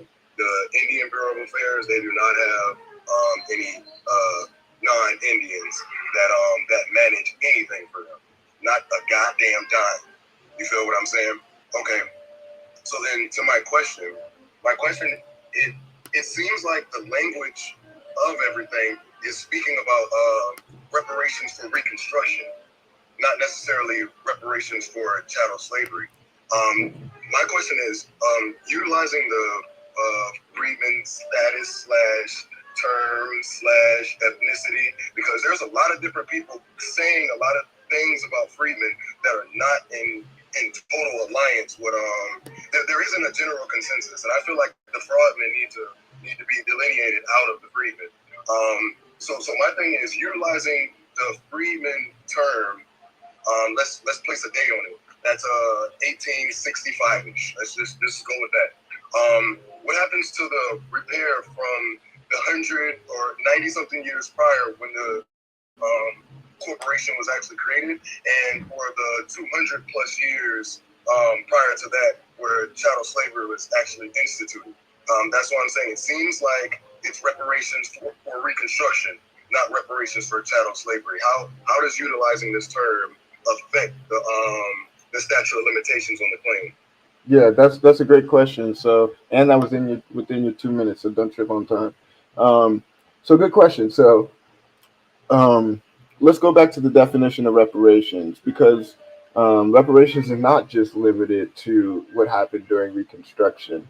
Um, One of the things that we have on our Freedmen agenda as the party is we talk about genocide as the overarching collective harm from basically, you know, enslavement till now. And your status as a freeman never went away. Um, you might have been forced out of your memory bank, but your status hasn't gone away, and that's proven by the tribal freedmen who, although they were around 7,000 compared to our 4.5 million at the end of slavery. They remembered theirs because their emancipation didn't end until 1979, where ours ended in 1877. So they lasted 100 years longer than ours. And they still have freedmen on their IDs. It says freedman citizen. But let's go back into the definition of reparations. So restitution, compensation, rehabilitation, satisfaction, and discontinuation. So while the Freedmen's Bureau and the Freedmen Bank aren't the only things we're calculating for restitution and compensation, those are two of the biggest things that are important to calculate. Your 40 acres and the money from the Freedmen's Bank. Now let's read the definition of compensation. It says compensation should be provided for any economically accessible damage as appropriate and proportional to the gravity of the violation and the circumstances of each case resulting from gross violations of international human rights law and serious violations of international humanitarian law, such as, listen to this, physical or mental harm, that's one, or A. B. Lost opportunities, including employment, education, and social benefits. C. Material damages and loss of earnings, including loss of earning potential. And D. Moral damage. And E. Costs required for legal or expert assistance, medicine and medical services, and psychological and social services. So, just before we go to the other definitions like rehabilitation, satisfaction, and discontinuation, just with restitution and compensation, there are going to be far more things than the Freedmen's Bureau and the Bank Act that fall under these definitions of compensation, right? And that's all from when we've been enslaved till now. And then restitution. Restitution should, whenever possible, restore the victim to the original situation before the gross violations of international human rights law or serious violations of international humanitarian law occurred. Restitution includes, as appropriate, restoration of liberty, enjoyment of human rights, identity, family life and citizenship, return to one's place of residence, restoration of employment, and return of property.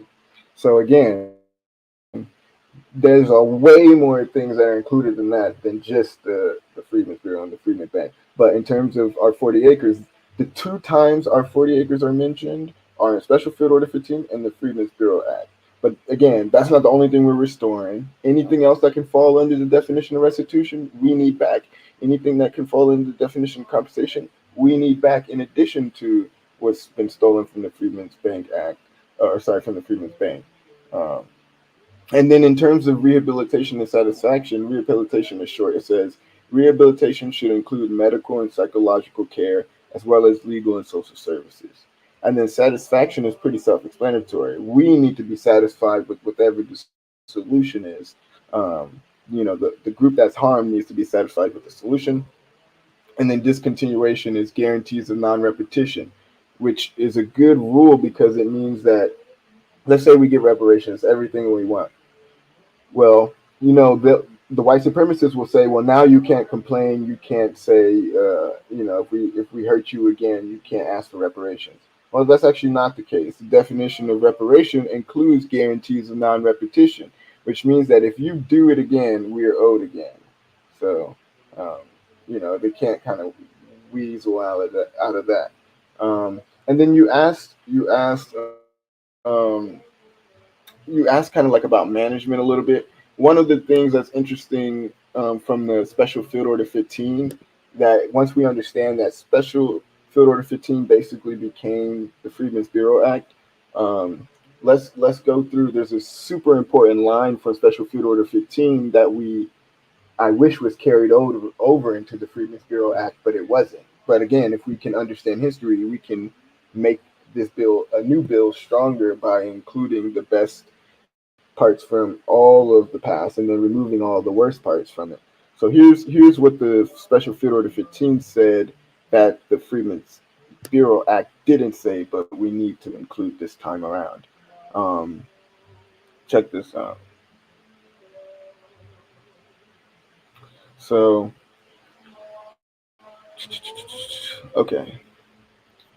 okay, on the islands and in the settlements. Here, let me switch my screens. Um, on the islands and in the settlements hereafter to be established, no white person whatever, unless military officers and soldiers detailed for duty, will be permitted to reside, and the sole and exclusive management of affairs will be left to the free people themselves, subject only to the United States military authority and the acts of Congress. Like that's what we need to bring back. You know what I mean? So we agree in the context of resurrecting what needs to be resurrected will be done with management by us for us. Want to make that clear. Let's go to American Black. Are you ready yet? Yeah, I'm ready. Okay.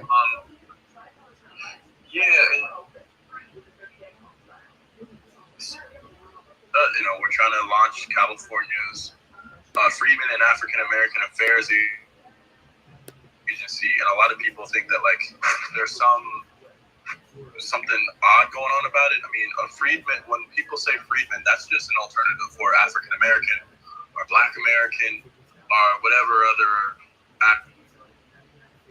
acronym people want to go by. No one is trying to divide Black Americans by the label which we choose to label ourselves. There's a legal argument to be made about why certain people use the term freedman. I have a thread in there in the Jumbotron, but basically you see Ketanji Brown Jackson, she's making an argument about lineage, right? She talks about a white legacy at University of North Carolina, Chapel Hill, I believe, and someone who's a descendant of enslaved people who were barred from that institution and, helped build that institution, right? And so she says in one case, their lineage matters because you can let them in because their grandpa went to that school. In another case, though, you're not going to consider the lineage of someone who was barred from it. And she makes a lineage-based argument, but she's still arguing for race. She's saying, well, we should consider race because, this would be basically another equal protections problem, right? She doesn't go all the way. Who goes all the way, right, is Justice Kavanaugh. Justice Kavanaugh, specifically in this case about affirmative action, brings up the Freedmen's Bureau.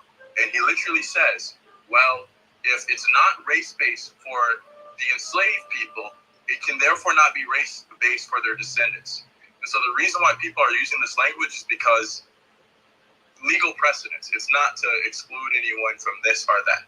Speaking of exclusion, the Freedmen's Bureau, there was a motion that I personally disagree with, I speak for myself, made on the 28th that basically said, and this is prior to the conversation, the actual motion, that the Freedmen's Bureau should be supervisory and we should look to where possible to direct funds that would be going to the Freedmen's Bureau to community-based organizations. I happen to think that's a terrible idea. I want to see a vibrant Freedmen's Bureau. I don't want to see money going to, I don't know, could go to any organization. We don't know. But we do know the Freedmen's Bureau can be held accountable if it's a government agency. So I put up, there's a little petition there, sign it to show we got a little bit of support for this, and I'll land there. Thank you for that. Appreciate that. Let's go to Actify, then JoJo, then Clout, then Philip. Yeah, I just, for me, I'm full disclosure, I consider myself a Freedmen Reparations. But I don't understand what the pushback is for whatever the name of the organization shall be to oversee how our funds, not even the funds, the programs that are going to become part of our reparations program, right? It's not the product for our comprehensive reparations program. It's not just the check. We've got all this other stuff going on. Housing, education, all the things that's listed in California, and I hope that list grows as we move, whenever we move to the federal side. And I don't understand the pushback. And I would ask everybody who's against the name Freedmen's Bureau, are you against an organization overseeing this project that we manage, we run to assure we get what we get, just as the Bureau of Indian Affairs works for the Native Americans? So anybody got anything on that? Yeah, that's a great point. I mean, at the end of the day, when you look at the full scope of the Freedmen's Bureau, we had, again, Freedmen's Bureau, the bank, and then the Bureau also had Freedmen schools, Freedmen hospitals, and Freedmen courts. These are all the things that we need today. And when you actually go back through the Black Panther Party's 10-point program, it also kind of tells you that's the same type of stuff that we need. They talk about having a jury of your peers actually, decide on your. Yeah, and they talk about. Exactly. So kind of, we just got to understand what we really need and, excuse me, and like all the important parts of what we need. And this isn't just about money. This is about institutions that are perpetual, that can exist as long as we're in this country and going to exist and thrive.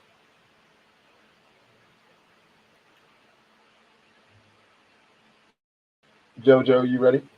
Yeah, peace. How y'all doing, man? I just wanted to say to the notion of what's going on as far as the term Freedmen. This was a bill that was introduced to benefit multiple groups after the Reconstruction, as we know, right?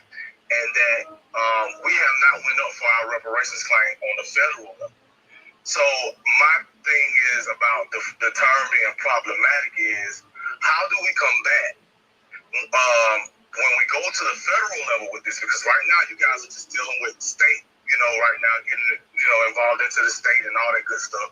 But when we get to the federal level, how do we combat those other groups that were included in the same bill, not to challenge what we're going for our reparations and deem it as unconstitutional because they cannot get a part of the reparations claim? How can we ensure that using that term Freedmen will not diminish our claim? Hey, JoJo, that's actually a really great question. And we just read through the Freedmen's Bureau Act and the Freedmen Bank Act, and one of the dope parts is, yeah, you're right. The bad part is the Freedmen's. It's not like bad and like it's unrepairable, but like towards your criticism, the Freedmen's Bureau Act did include refugees as well in the act. On the other hand, though, we just read through the Freedmen's Bank Act, and that was solely for us. There was no other group included but persons heretofore held in slavery in the United States and their descendants. Those were the only group that Freedmen's Bank was for, right? And so it is possible to create legislation that's just for us. Um, and we've talked before about the problem with using race-based terms. And if you see the Freedmen's Bank Act just used freedmen self-referentially, the Freedmen's Bank Act defined freedmen explicitly.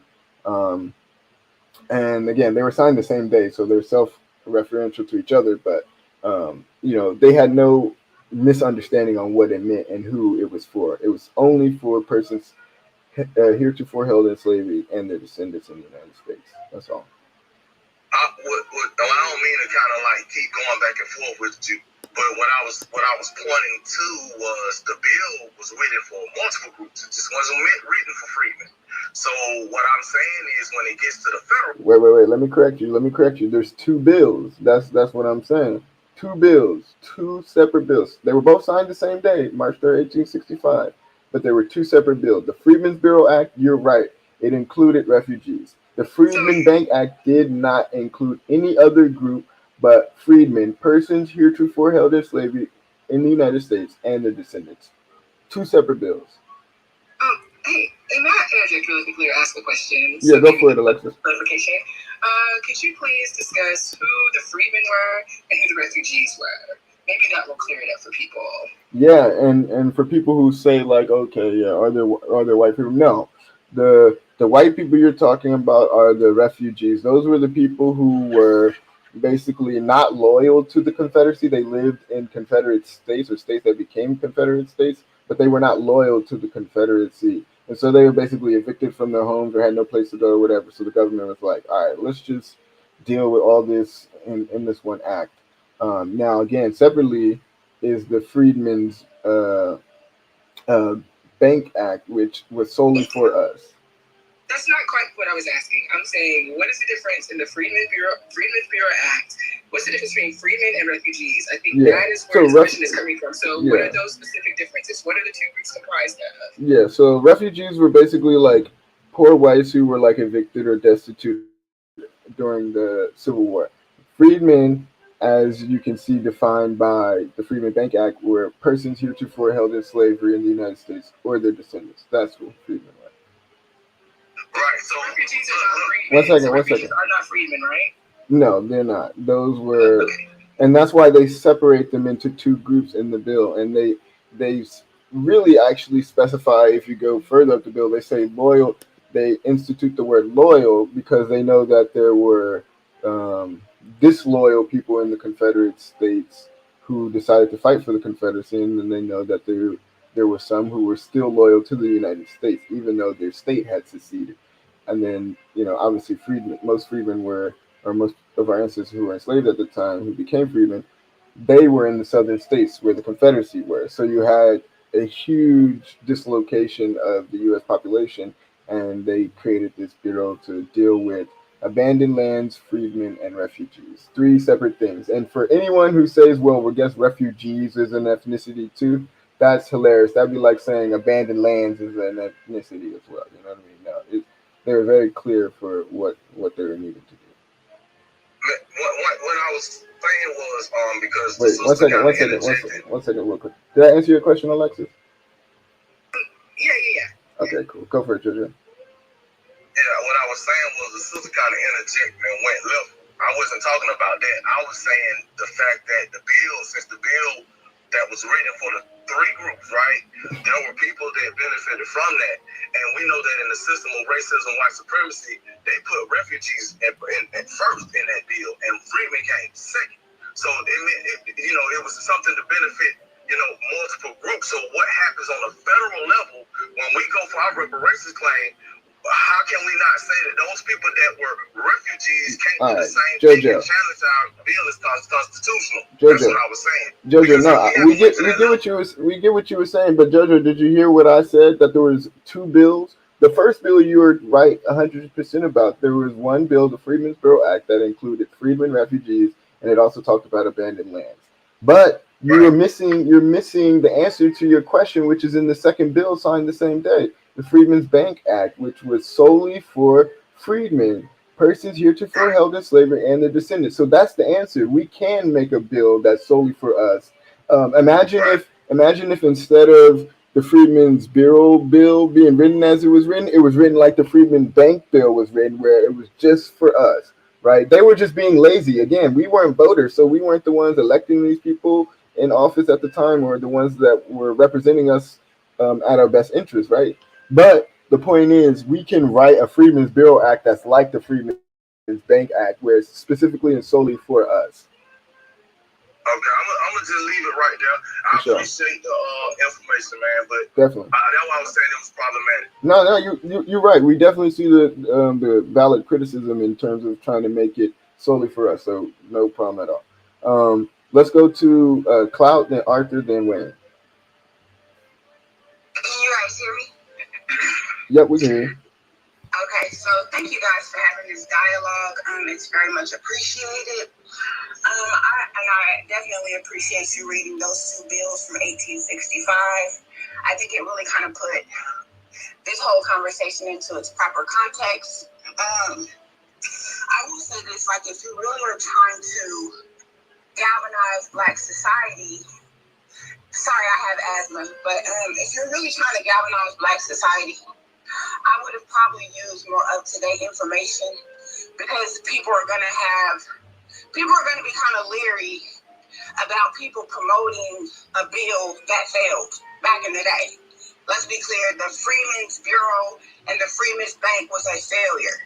And so I would just hope that with moving forward, you guys would use more up-to-date information and not really try to like hang on to those failed bills that was the failure then. It's going to be kind of hard to get people on your side by doing that. Now, there was I've actually was screen recording because I found it to be interesting that I kept dropping things in the Jumbotron and somebody was removing them. So I actually screen recorded you guys removing that. But if you go to my page, you'll see that I posted a link. Oh, sorry. I just removed it because he wanted to follow along on his YouTube live stream. So it was no nefarious. So I apologize. You can post whatever it was. With the Freedmen's Bank. That's okay. If you go to my page, you'll see there was an actual meeting about the Freedmen's Bank Forum. And it involved Kamala Harris, Janet Yellen, which is the Treasury Secretary, and a host of other different, what we would call the Boule class, meeting about the Freedmen's Bank Forum. And this is October of 2022, October the 4th of 2022. And you'll find it at the whitehouse.gov. I would suggest that everyone take the time to read over that, because that's more up-to-date information, and it will actually tell you a totally different story than what you guys are saying. Now, I'm the way that I see it is, I think maybe somebody's putting a battery in you guys' backs, and you don't know what the upper echelon group of people are actually planning for this Freedmen Bureau Bank bullshit. Go and read what the what the Treasury Department is saying about the Freedmen's Bank. They're not saying that they are not saying that it's going to be just for Black Americans. They're saying that it's for minorities and immigrants and people of color. That's what they're saying. And this is what they're saying in 2022, not in 1865. And so I appreciate you guys for having this space for our people so that we can get everything on the table, because it seems like it's a lot of more activity going on with this Freedmen process. Me personally, I don't need a payee to pay me out my motherfucking money. And so I'm just saying, if you don't understand what you're doing and what you're promoting, as just a precautionary, I would do your due diligence so that you can be aware of the things that are happening that may be above your pay grade, because we're going to hold all of you niggas accountable, and we're not trying to bust y'all heads because y'all in the way of white supremacy, and I'll land there.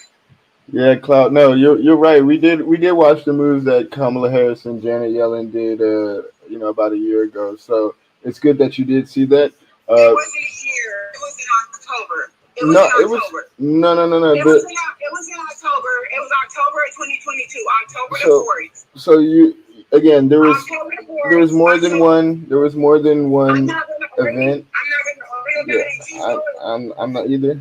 I got the mute button, but there was more than one event, and you're right. I think anybody in this room should be aware of what happened with that. But that's again things that we're trying to prevent. But let me go. Let me go on forward to some hands, and then I'll get back I into mean, some. well, Kenny, you should just expand on that a little more because it's not a secret Yeah, it's not a that secret at Vice all. President Kamala Harris and the U.S. Treasury Janet Yellen have resuscitated the Freedmen's history via this Freedmen's Bank. And yes, she's right. They have made it a program where any and all people can benefit. But the argument is that they're doing that because there's not enough a critical mass of Black Americans, African Americans, American Negroes, FBA, freedmen that are actually speaking up, saying, you know what, we know the true history of this bureau and of this bank, and we won't stand for this bank being used in this way. Are you serious right now? Are you really It needs to be used in the way in which the Freedmen's Bank Charter said it should be used. And the Freedmen's Bank Charter said this is for slaves and their descendants here, there too, right? Stand on and rest on, right, originalism, the texts and laws and statutes. That's what the U.S. Supreme Court does, right? That's what jurists do, like the Chemerinsky, right? We need to gain a critical mass to one, educate folks about this history. Not enough of our people know about this history. To be honest, a lot of us in this room, including myself, just started learning about this history. We've been miseducated. Like, come on, you guys. Like, let's get like, I mean, not everything is a conspiracy, and I'll leave it at that. Yeah, definitely. One second. Let me add to that because we have to be willing, like you said. Actually, this answers your question, Cloud. You recognize a really important thing, and we've actually recognized the same thing independently. So that's a good insight. Now, the insight in terms of what you were saying earlier. Well, why don't we, look at what happened recently and stop looking at what happened in 1865? Well, the answer to 2022 and what you're talking about is 1865. What did the real original bill say? It was only for persons heretofore held in slavery and in the United States and their descendants. So that brings us ammo to the conversation with the Janet Yellen and the Kamala Harris to say, no, you can't hijack our stuff. And we've made those arguments. We have petitions and we're doing other work. The work is not done. This is not a one-off thing. And just to clarify what Chairwoman Moore said, there was no full resurrection of the Freedmen's Bank and they're giving money and accounts to other groups, but they did create a Freedmen Bank forum that was hijacking the history and to use that forum and the bank's history as cover marketing and propaganda to then give the money that should be put back into the Freedmen Bank to other groups. So we completely understand what the problem is and where what we need to do. So we do appreciate you bringing it up and making other people aware of it. Can you read the article? Well, it's on the whitehouse.gov. Can you read that for everybody? Yeah. So I'm not before I do that. I was planning on reading next. I will get to that next, but we've already been here too. But next, I'm going to get to what Frederick Douglass said because I've heard people using Frederick Douglass's legacy to disparage the Freedmen's Bank, which is, blasphemy. So let's pull up what Frederick Douglass actually said. One second.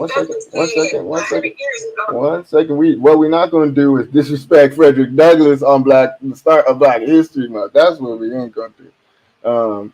Let me get into his words and hopefully we can show some appreciation to our ancestors and learn from what they laid down and improve instead of copying everything, right? So let's read what Douglas said. This is him talking about the Freedmen's Bank. So give me 1 second. It's loading right there. This is on. I'll put the link in the jumbotron so y'all can see it, get it. But it's also in the if you're following the stream. Cloud can put her thing in the jumbotron too. Yeah, put it. I did it for the fourth time. But yeah, thank you. Who's about to get ran over? Camilla, boy, you about to get ran over. I call her talking about reparations. Never that. I heard, man. Okay, sorry, it's just taking me a second. Arthur, you want to go while I'm pulling this up? Inspired, you want to go while I'm pulling this up? Oh, I'm sorry. I was looking at citing some sources. No, you good. I just wanted, hi, family. The only thing I wanted to add was that in law, case law, there is precedent and then there is cited work. So in order for you to bring something to be supported in a court of law, you have to show the history. So the reason why we have to pull from those bills from 1865 as it relates to our history is because we are citing the precedent that was made in the 1800s and then also the support for a bill just for our people because they have been telling us over and over again that we cannot write a bill for Black people. Obama said it when we looked to him to do it, and also Kamala Harris said, I can't do anything for just Black people. So when you say we can't go back, that is the most important. And I'm so glad we're having this conversation on the first day of Black History Month because that is our precedent. That is our cited and documented. Those are the treaties that we have to bring to the federal government to demand what is necessary for us. And we can't conflate abandoned lands and refugees. The abandoned lands we can deal with on a separate bill. Right now, what we're dealing with specifically is redress. And that's it. Recompense, reconciliation, reparations for those freed people, the freed men that they were talking about. And I land there. Okay, Joe, that was perfect timing. I got not the bill. This is what Frederick Douglass wrote, and he gave in like a speech to, it's called "To the Depositor of the Freedmen Saving and Trust Company." Notice published in the New National Era from Frederick Douglass upon the bank's failure. It's about 9 minutes long, it says. So, to the depositors of the Freedmen Saving and Trust Company. The recent legislation of Congress, so amending the charter of the Freedmen Saving and Trust Company, as to place the institution of okay, actually, before I go on, for the people who say there's a difference between free man without the D and with the D, Frederick Douglass was so-called a free man. He was emancipated prior to the Emancipation Proclamation and the Civil War, but he's still a freedman, and he was also a member. He had a bank account at the Freedmen's Bank. So, anyways, let's end that. The recent legislation of Congress, so amending the charter of the Freedmen Saving and Trust Company, as to place the institution upon a broader and firmer basis, and give to its trustees a larger measure of the discretion and control of its management, may be well enough made the occasion for a brief statement of facts and circumstances which have a bearing upon the legislation in question and upon the future existence and success of the Freedmen's Bank. It is very evident that Congress was animated in its legislation by a generous desire to conserve and strengthen an institution of known usefulness to the people in whose interest it was created. In regard to the condition of this corporation, certain facts have already come to public knowledge through the publication of the report of Mr. Meigs, the bank examiner. It is not necessary to disguise or explain away by false process the facts therein stated. It is known that on the 1st of January 1874, our liabilities exceeded our assets to the extent of $217,000, and it is also known that nothing has occurred since that time to materially diminish the space between these assets and liabilities, though it is due to the state that several considerable loans which were supposed, at the time the report was made, to be bad, have turned out to be good loans.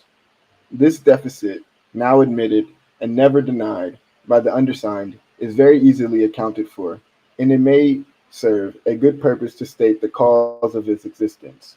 First, the managers of the Freedmen Savings and Trust Company have unfortunately endeavored to make the Freedmen's Bank compete with older and better established institutions of the kind in attracting and securing a large amount of deposits by holding out the inducement of a large percent of interest than was warranted by the earnings of the bank.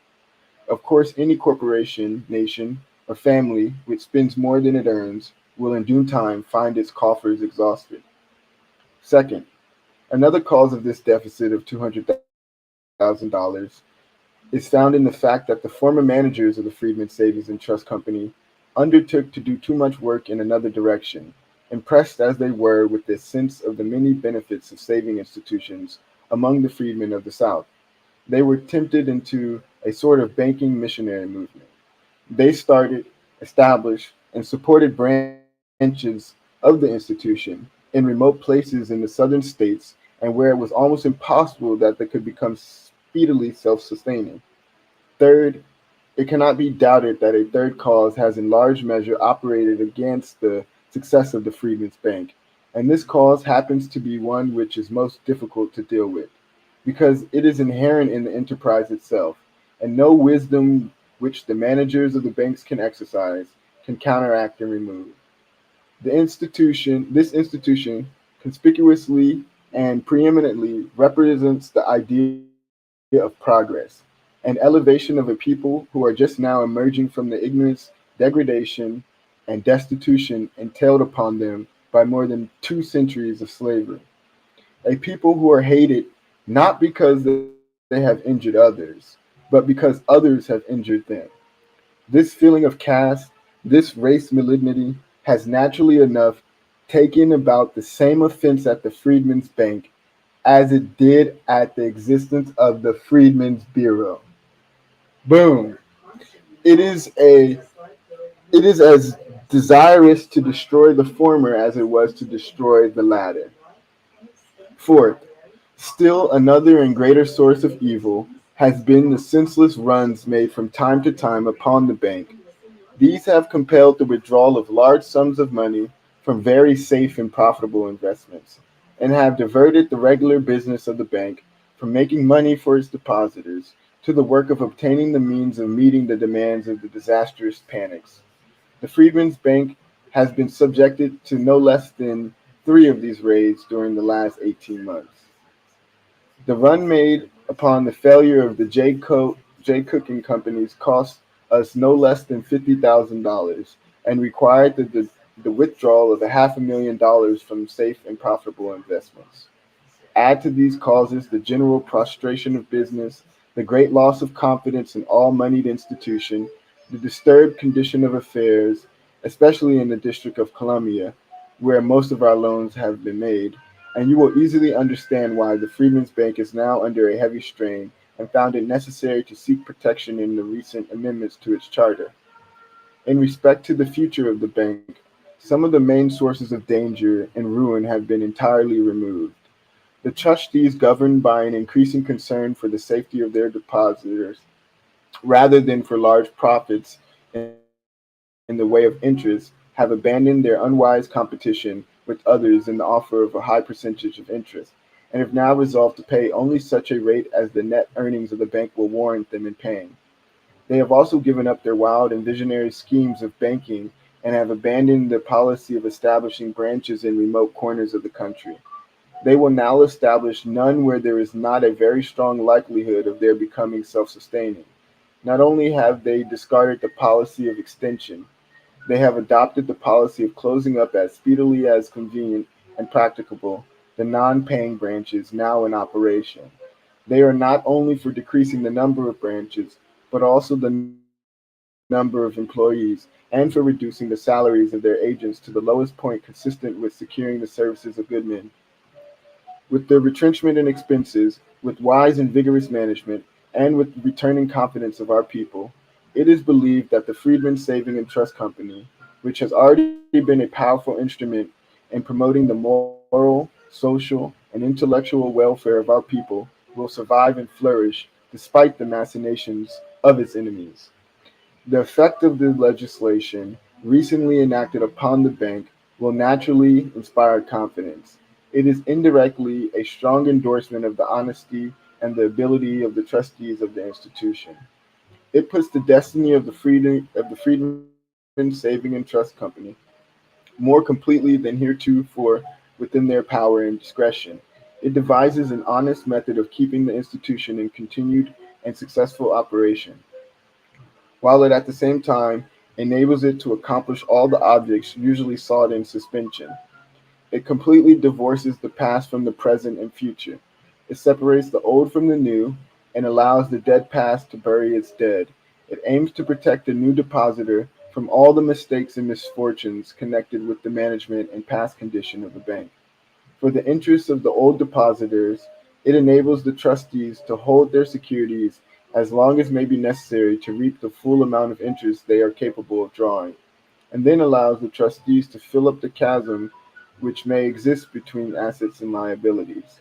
It puts in the power of the officers and agents of the Freedmen Savings and Trust Company to say with confidence and truth to all old depositors, give us time and we will pay you every dollar due from the company.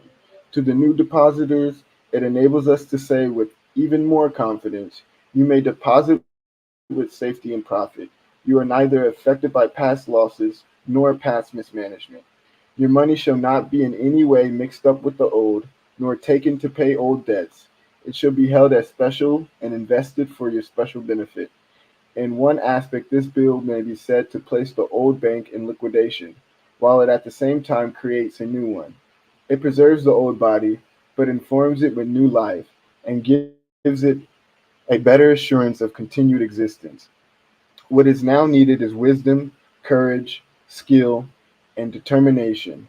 With these, the Freedmen Saving and Trust Bank may be made not only a success in itself, but a grand means of success to the colored people of the South, to whom it has already taught important lessons of industry, economy, and saving. The history of civilization shows that no people can well rise to a high degree of mental or even moral excellence without wealth. A people uniformly poor and compelled to struggle for a barely physical existence will be dependent and despised by their neighbors, and will finally despise themselves. While it is impossible that every individual of any race shall be rich, and no man may be despised for merely being poor, yet no people can be respected which does not produce a wealthy class.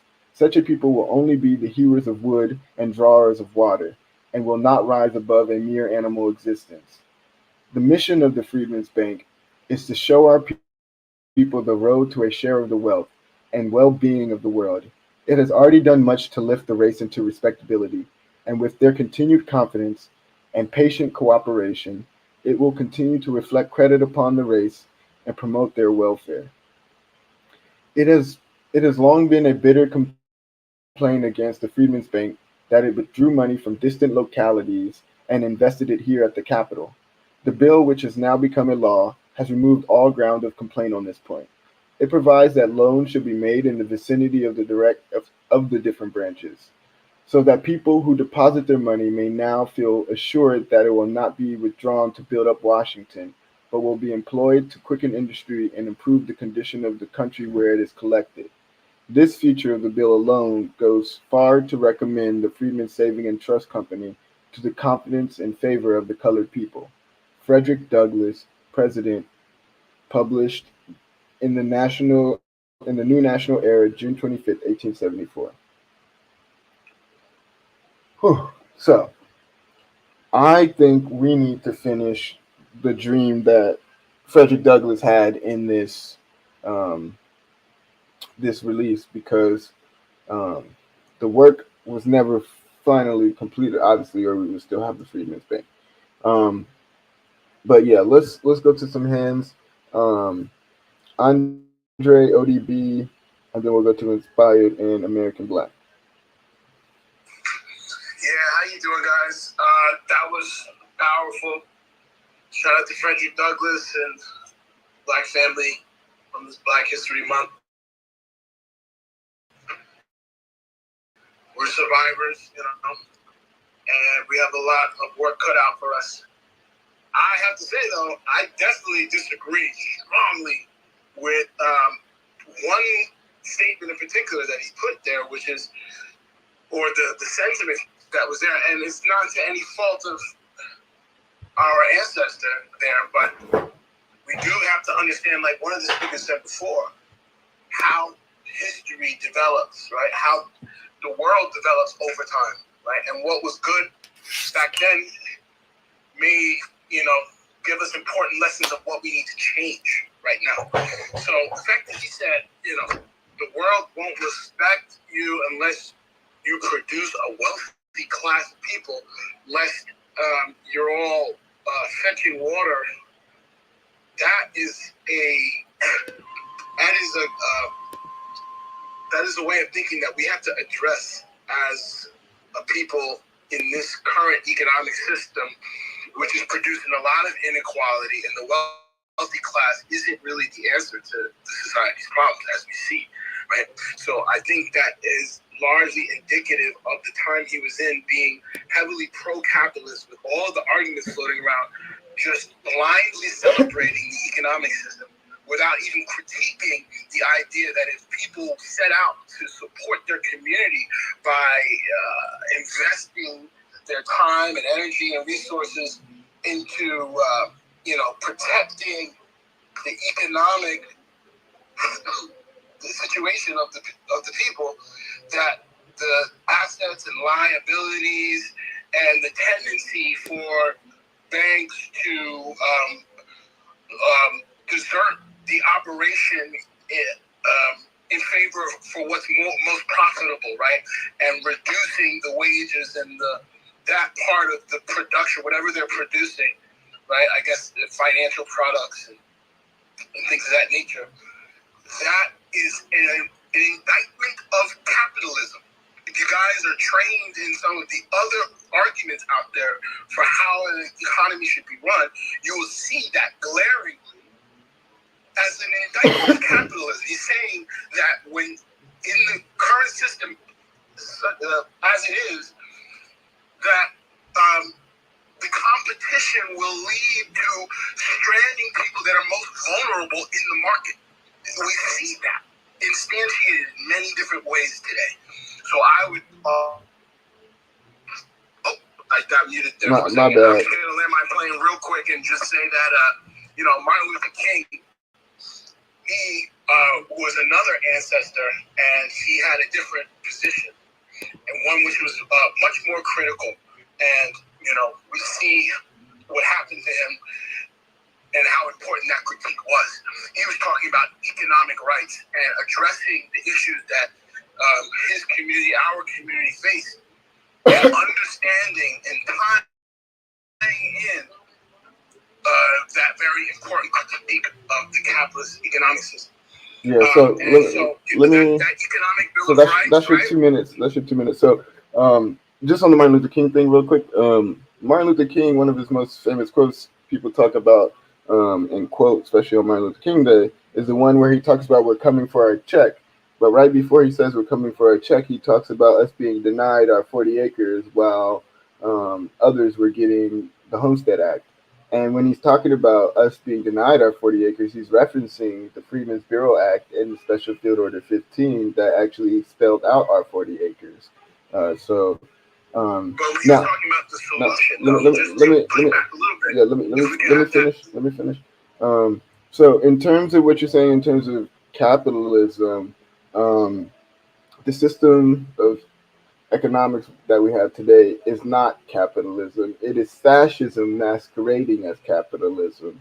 And the reason I say that, let me finish, bro. So the reason you have to understand the difference between capitalism as it really is versus as it's being marketed to you.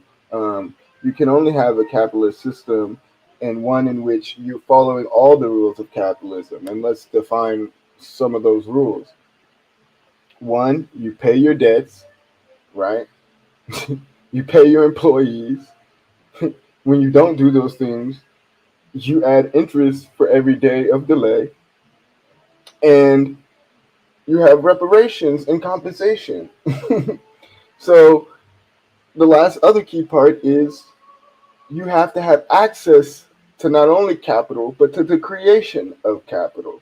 So we actually live in a fascist economy. An economy is fascist. Why do I say that? Because it's an economy of white people. It's capitalism for white people. When you have capitalism only for white people, that's fascism. Because fascism is entire goal is to have set asides for a certain group of people where they don't have to compete with anybody else.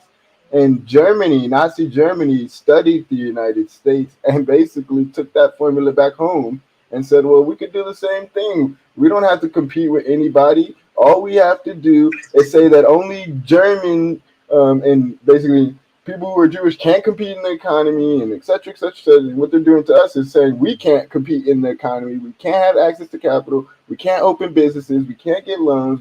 We haven't been paid what we were owed for 256 years, et cetera, et cetera, et cetera. So real capitalism, and actually let's go down to the one second. I didn't even finish yet. The last thing I'll say in terms of capitalism is the definition of pay, the word pay, like I'm going to pay you, I paid you, etc. The word pay comes from the Latin root, which means to bring peace. So when you actually follow through on what capitalism actually is, when you pay what you owe, you return what you stole, you pay interest when you delay, and you know, you pay your employees, everyone's compensated fairly, and everyone can then benefit from their own labor. And one of the things I kind of like formalized in my head the other day when I was thinking about taxation without representation, well, slavery is 100% tax on all of your labor and all of your skills. So it's an 100% tax, which means you have 0% representation. So, I mean, capitalism is core to all of this. Yeah, no, I'll let you. Really quickly, Eric. All right, we gotta have a discussion. Yeah. One second. Andre, one second. Andre, chill out. Everyone's getting 2 minutes, and I have a timer here, so I'm trying to be fair. We have like 100 plus people in this room, so I'm trying to give everyone a chance to speak, bro. If I give everyone 1 minute to speak in this space, we'd be in here for 126 minutes, right? So we have to understand, like, we're limited. Get a chance to respond to some of that. Yeah, of course, you will. You're still on stage. I ain't kick you off. You're still here, bro. All right. Let's go to Alexis, and then we'll go to ODB, and then Divine, and then American Black. The only thing I wanted to add on to what you're saying, just to give an example here, is bankruptcy. It has been the purview of white men since the founding of since it became a thing, and it's just a fucking reset for them. It is a reset for white people, and they have federal courts that are just for bankruptcy purposes only, and they keep resetting constantly. That's how you know it's not a pure capitalist society. Yes, it's who said it's like socialism for. I think it may have been even Martin Luther King who said socialism for the rich. Yeah, well, socialism for the rich, right? Like whenever they mess up their money, they're like, "Dang, I messed up the pack." You know what I mean? They're like, "Daddy, can I get another pack?" So they just go back to Uncle Sam, and Uncle Sam lace them up again every time. But who's really Uncle Sam? It's us, our taxpayers, us as taxpayers, right? But yeah. Let's go to ODB and then Divine and then American Black and back to Andre. Yeah, peace to the room. You know what I mean? I appreciate the space and everything so everybody can get some understanding. I just had a question, mainly for the sister Camila Moore, and you guys can answer as well. You know what I mean? And I want to just state it clearly. You mentioned that in AB 21 or 3121, you guys were working for reparations for like the descendants of slave Africans. But to my understanding, the 13th, 14th, 15th Amendment and the documents that we're reading now just states enslaved persons. You know what I mean? Via the statistics, with them only bringing 388,000 slaves to America over a 400-year period, it's to my belief that majority of, and there were 4 million slaves in 1860s, to my belief that the people here were the copper tone people that they seen when they came to America, and they enslaved majority the indigenous people of the United States. So I'm wondering why you're saying in your task force AB 2131 is mentioning Africa. You know what I mean? Or descendants of the African slaves, which they only brought 300. I'm not saying they didn't have those, but they only brought 388,000 over a 300-year period. So I just wanted to get that. Yeah, let me speak to that real quick. I'm not gonna go too deep in terms of backfoot. Yeah. Yeah, let me ask something really quick, and then I'll pass it. No, I'm going to address it head on. Okay, go for it. Thank you so much. So first, I want to address the second point that you raised around only about 300,000 Africans were brought to the United States. That's very, very true. But what people do is that they don't really have a full understanding of how the system of American slavery worked. So yes, only 300,000 Africans were brought directly from Africa to the United States. However, you have the transatlantic slave trade where Africans were directly imported to whichever place in the Americas that they were forced to. And you also have the intra-American slave trade, but you also have the domestic slave trade. Right after the ban of the slave trade in 1808 internationally, then you had slave owners having to create incentives to increase their population because they could no longer get their stock from Africa, essentially. And so you had this burgeoning domestic slave trade where, for instance, the average Black American enslaved woman had 8 to 9 children by the age of 21, right? Forcibly so, right? To increase the number. So that's how you initially had 300,000 Africans directly imported to the United States, right, in the early history of this nation, 1619 or so, to nearly 4 million, right, at 1865, right? Because, as I said, after the international ban of the slave trade in 1808, you have these slave owners stuck. And so they had to increase their profits in any way that they could. And so that's, you can call it breeding, you can call it whatever you want. But the domestic slave trade is an actual phenomenon that people actually commit their lives to studying. And I feel like people who flip history in that Dan Calloway way, they really do a disservice to our ancestors, right? Most people don't end on by saying this. Most people who are from the Deep South, like myself, Mississippi, Alabama, Georgia, Texas, Louisiana, if you have roots in the Deep South, you're more than likely a descendant of somebody who was a victim of the domestic slavery trade. That is, people who were initially enslaved in the upper South or the North, but was then sold down Deep South. And you know what? They had to walk on feet for hundreds of miles to get to the Deep South, right? So you can cherry pick that 300,000 directly imported from Africa to the United States. You can cherry pick that one thing and then make up everything else, but you can't ignore history and the phenomenon that was the domestic slave trade. I just wanted to put that out there. Yeah, no, thank you for that. And just to add to what you were saying, and to answer ODB's question, you just mentioned like the 13th, 14th, 15th Amendments, for example, and you talked about what we've read here so far. Well, one of the things we read here so far was the Freedmen's Bank Act and the Freedmen's Bureau Act. And the Freedmen's Bank and Bureau Act make it very clear who it is for. And it says, persons heretofore held in slavery in the United States or their descendants. So I mentioned this earlier. It doesn't matter how you became enslaved or how you became emancipated. What matters is that we shared the collective harm of slavery and genocide from since we arrived here till now. That's what's key.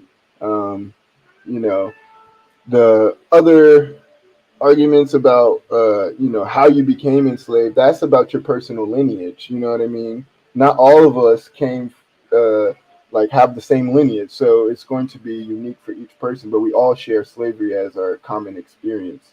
Let me go to Divine, and then Can I get a chance to respond to that, or if not, it's yeah, go for ODB. Yeah.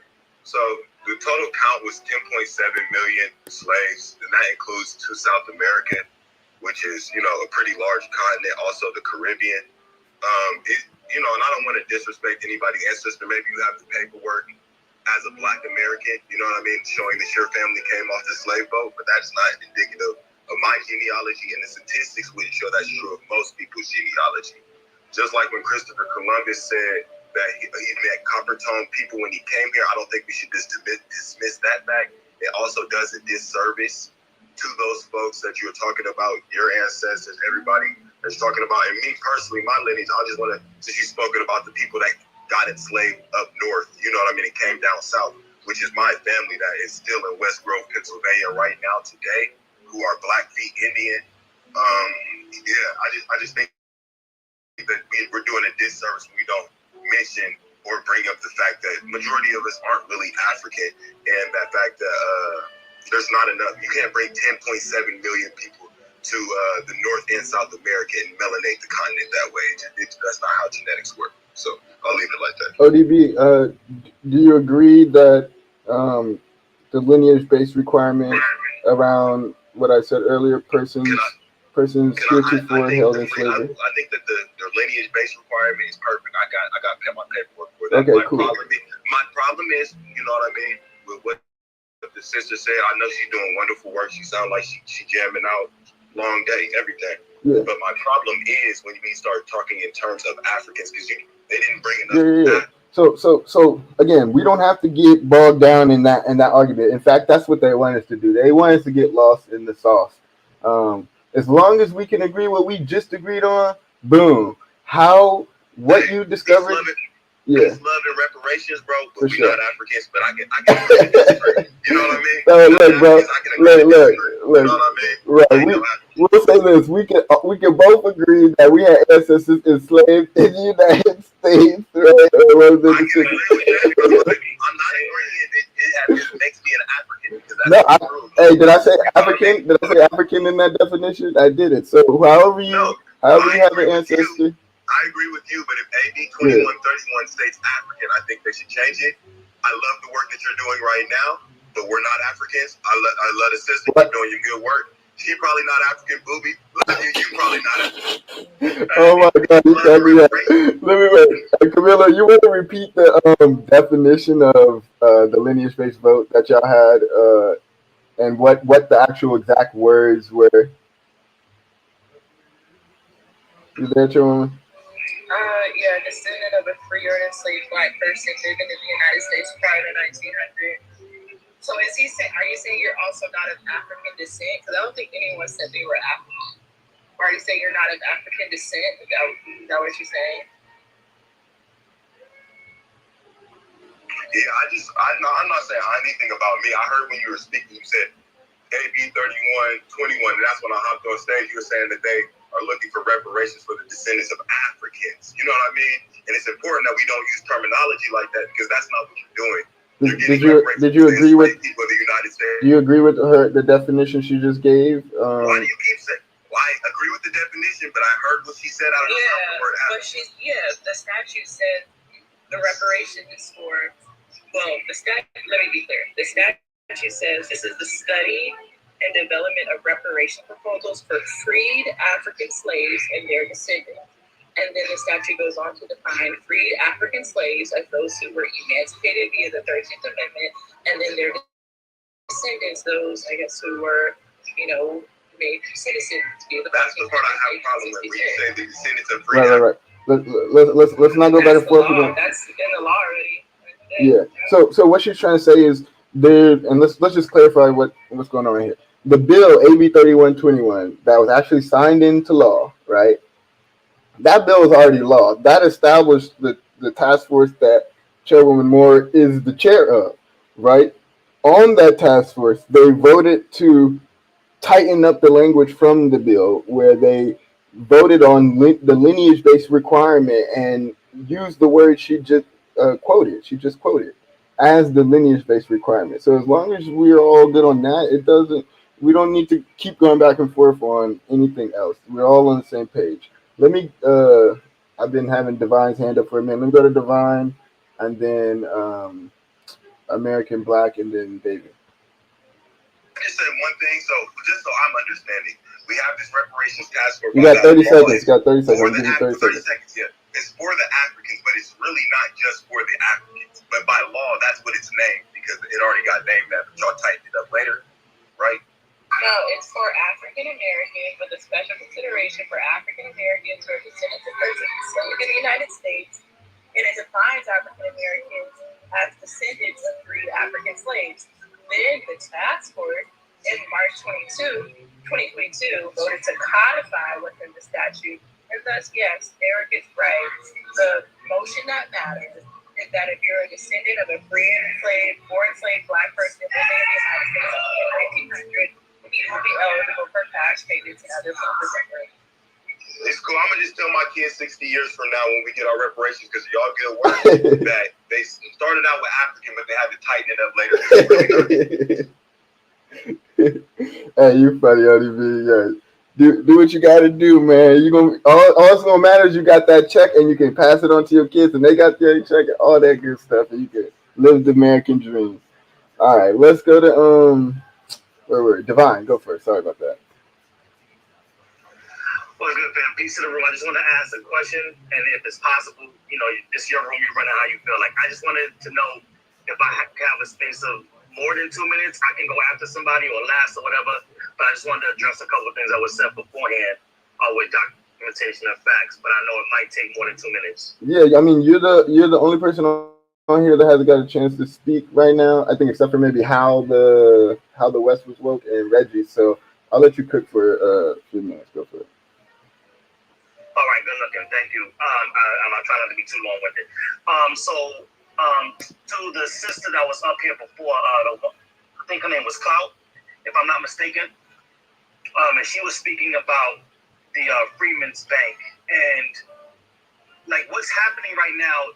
And it's a small group of individuals online, as I can see, because in the communities and when we go out and about, we're not getting this level of pushback and these rebuttals for the most part.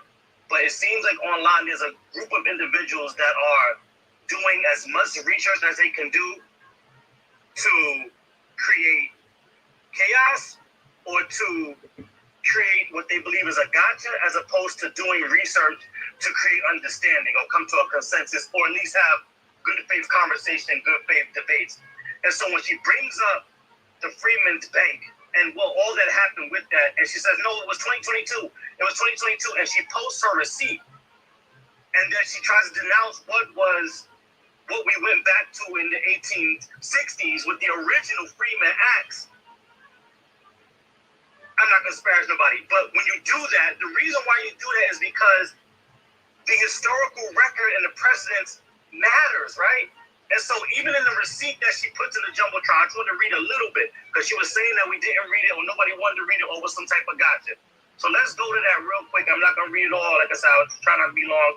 Let me see what it's at. It looks like, did somebody take it? Oh, no, there it goes. All right, cool. Let me click on it because I was reading through it as y'all was talking. I was like, somebody's got to bring this up, right? So it opens up here, and Kamala Harris is talking, and she's talking about what her and Secretary Janet Yellen are doing, blah, blah, blah, blah, blah, blah, right? And she starts talking about how, she says, so I will begin with some history, which I think is familiar with many people in this room, but there are many who are not familiar with the history of Freedmen's Bank. And so she goes on to say, so Freedmen's Savings Bank was founded by the United States Congress in 1865. It was a bank unlike any other our nation had known. Freedmen's Bank was established to serve Black Americans newly freed from slavery, to help them build wealth and to build a better future. At Freedmen's, to open a savings account, you just needed 5 cents, which, as I've calculated, is about $1 today. In the years after its founding, tens of thousands of Black families opened an account at Freedmen's. They saved up to buy a farm, to build a home, to open a business. Even school children saved their pocket money to deposit it in this institution. And then 9 years later, after the bank first opened its doors, because of an economic downturn and because of the organized assault on the project of Reconstruction, Freedmen's Bank was forced to close. Over 6,000 people lost their savings. And so here's where the next paragraph is, and where her or most people probably get caught up, because this is all they were really reading for. She says now Freedmen's Bank was guided by a vision. The vision of an economy that works for all Americans and includes all Americans. The vision of a nation in which all people have access to financial resources they need to succeed, to thrive, and determine their own future.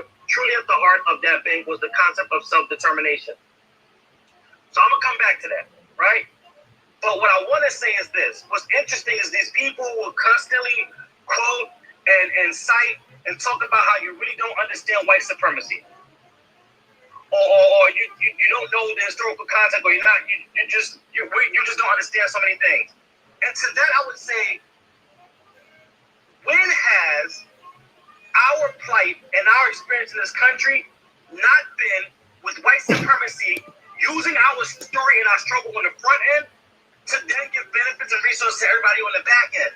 Like, it's mind-boggling that someone would look at what happened to the Freedmen's Banking Bureau and then say there had to be white freedmen, right? When everything that this country ever wanted to do for us was take our story and give it to everybody else. The historical context is so real because if you go back into that time when the Freedmen Acts were being instituted or even talking about being passed, there was so much pushback. There were people talking about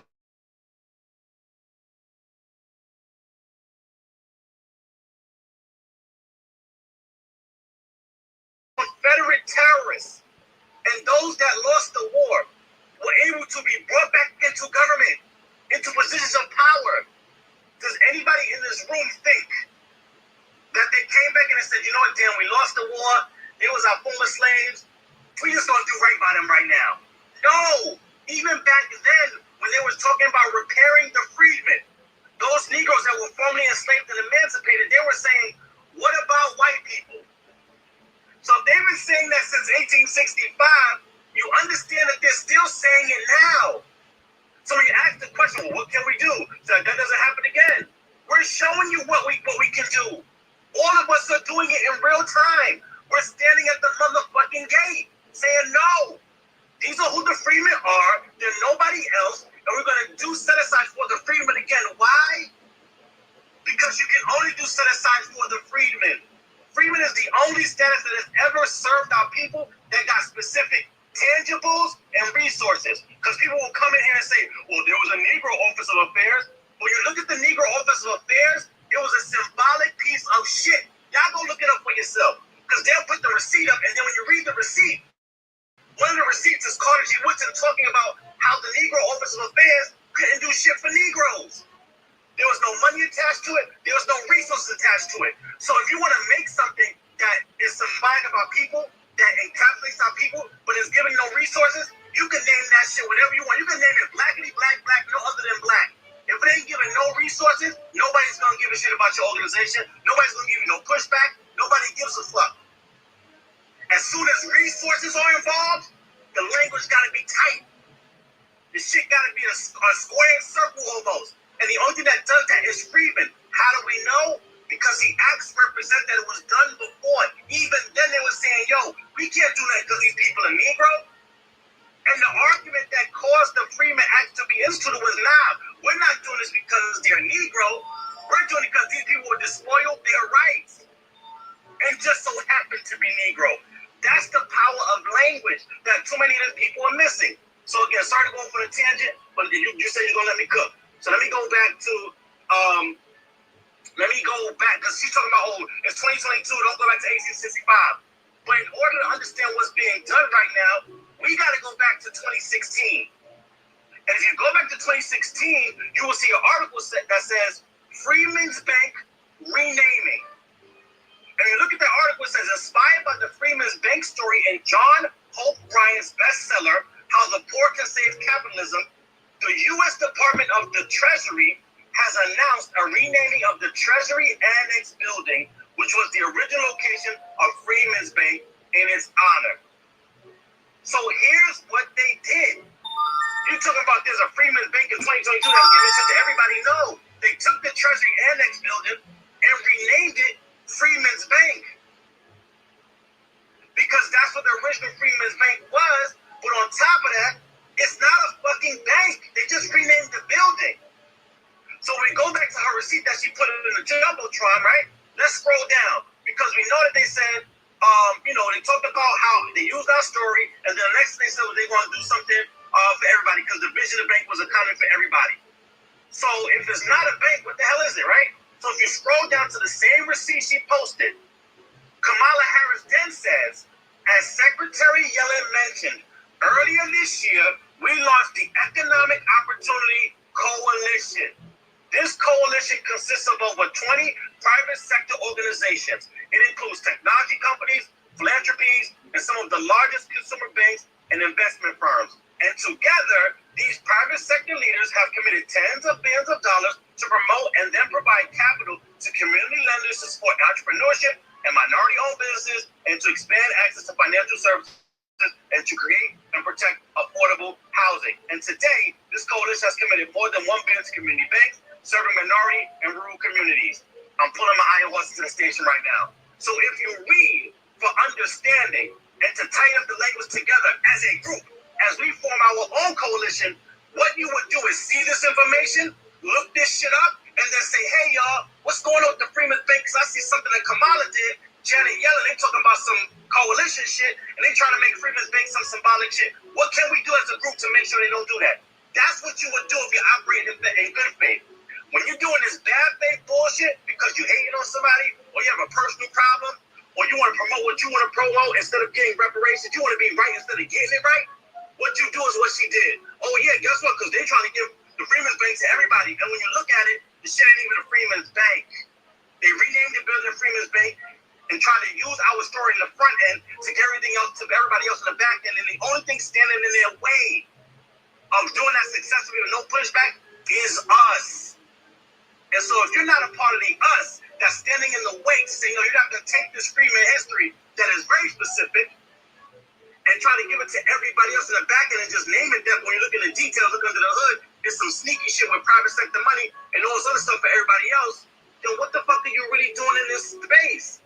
Like I said today, for all the people that's trying to eliminate, said on Twitter, all the people that's trying to eliminate the Freedman status, if you take out the Freedman story from your lineage, which is the formerly enslaved that were emancipated and then had set up for us underneath that status, if you take that out of your lineage, what the fuck is your reparations claim based on? And I'll put my iron horse in the station on that. Yes, great point. And that's why we read the Freedmen's Bureau and the Freedmen's Bank Act, because we said this earlier, choose to self-identify however you like, but the lineage-based requirement is persons enslaved in the United States and their descendants. So you need to meet that. But when it comes to how we calculate reparations and what we're owed, you got to go off of the 40 acres, right? When was that spelled out? Where was it spelled out? In the Freedmen's Bureau Act, and as well as Special Field Order 15, right? But as we know, and what people try to criticize about Special Field Order 15 that don't know about the Freedmen's Bureau Act is they say, well, Special Field Order 15 was only for a small group of those that were emancipated. But the Freedmen's Bureau Act that was passed congressionally the same day as the Freedmen Bank Act was for all of us, right? Excuse me. Your 40 acres is spelled out there. So if you want your 40 acres, if you want the money that was stolen from the Freedmen's Bank back, probably 2/3 of the cost of calculations for compensation come from those acts alone, right? What are the other acts? We have to use genocide, for example, as an overarching one, but when we're looking at compensations, those are important sources to actually calculate directly from. Okay, thank you for that, Divine. That was great. So we've been here for 3 hours. I'm not going to end right now, but I just want to give everybody a heads up. We've been here for 3 hours. Got here at 4, and it's about to be 7. So yeah, three hours. Sorry, Andre, calm down. So I just want to give everybody a heads up. We're going to end soon, but before that happens, I want to give everybody a chance to speak. But it's going to be 1 minute this time. And then we'll do this will be like last thoughts, and then we'll be back tomorrow, and we'll be back the next day. We do this Monday through Friday, 4 p.m. Pacific, 7 Eastern. So come back the next day as well. So let's go. I think next was American Black. I think it was you.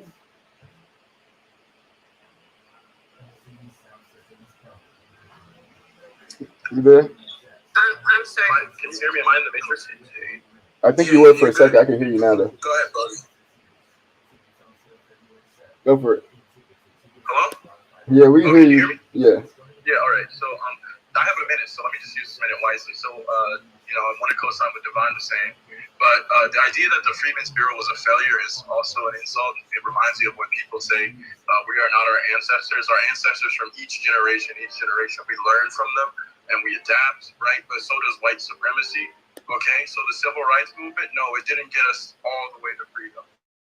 Right? And when we win this fight, because we're going to win this fight, it won't get us all the way to freedom, but we're fighting so that the next generation is closer to the goal. The Freedmen's Bureau, like everything we've ever done, was sabotaged from the very start, and it was still able to take people who were formerly enslaved and make 30% of them literate. And that changed generations of Black Americans. So we continually fight, and we understand that we're going to continually face opposition, and that should not discourage us from going forward. Yeah, that was great. I think to add to that really quick, it's kind of like people are taking the argument of like, well, it doesn't exist now, so screw it. Da, da, da, da, da. That's like saying because Black Wall Street and Tulsa got bombed, we shouldn't ever open businesses again. We should never try to build self-sufficient communities.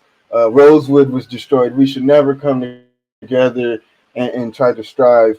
What else can we mention? And there's so many things we can mention where it's like, oh, Dr. King, don't ever become a preacher, you know what I mean? Or don't ever become a Malcolm X. Don't ever do what Fannie Lou Hamer did and start a political party. Don't ever do what Huey Newton and Bobby Seale did and start a political party. Don't ever do with, you know what I mean? So it's like, no, if we take that mentality, we wouldn't accomplish anything in this country.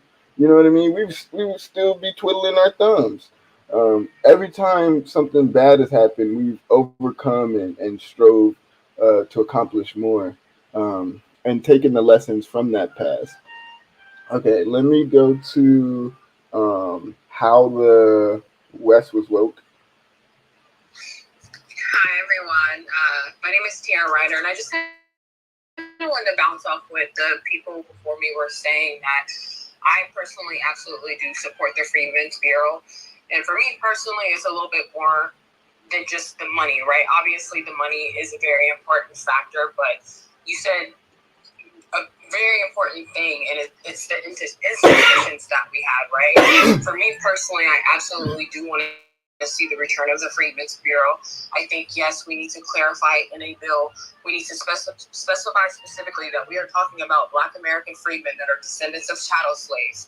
And to the host, I'm sorry, I know you said earlier that the refugees part was to refugees coming into the country. My understanding, and I may have misunderstood this, I thought the refugees were for our refugees that were descendants of slaves that went into other parts of the Americas, Canada, and even some back to Africa. That was my understanding of that. Yeah, the refugees referred to, the freedmen were us. The refugees referred to the whites that were in Confederate states that were not loyal to the Confederates. They were loyal to the Union, and therefore got evicted and kicked out and basically didn't have anywhere to go. So they were, in the bill, it says loyal freedmen and refugees, referring to loyal freedmen who were, emancipated but didn't join the Confederates, right? And then the loyal refugees, those that were U.S. citizens but their state seceded, and then they were kind of stuck in a quagmire, so to speak. So they were still loyal to the United States, yeah.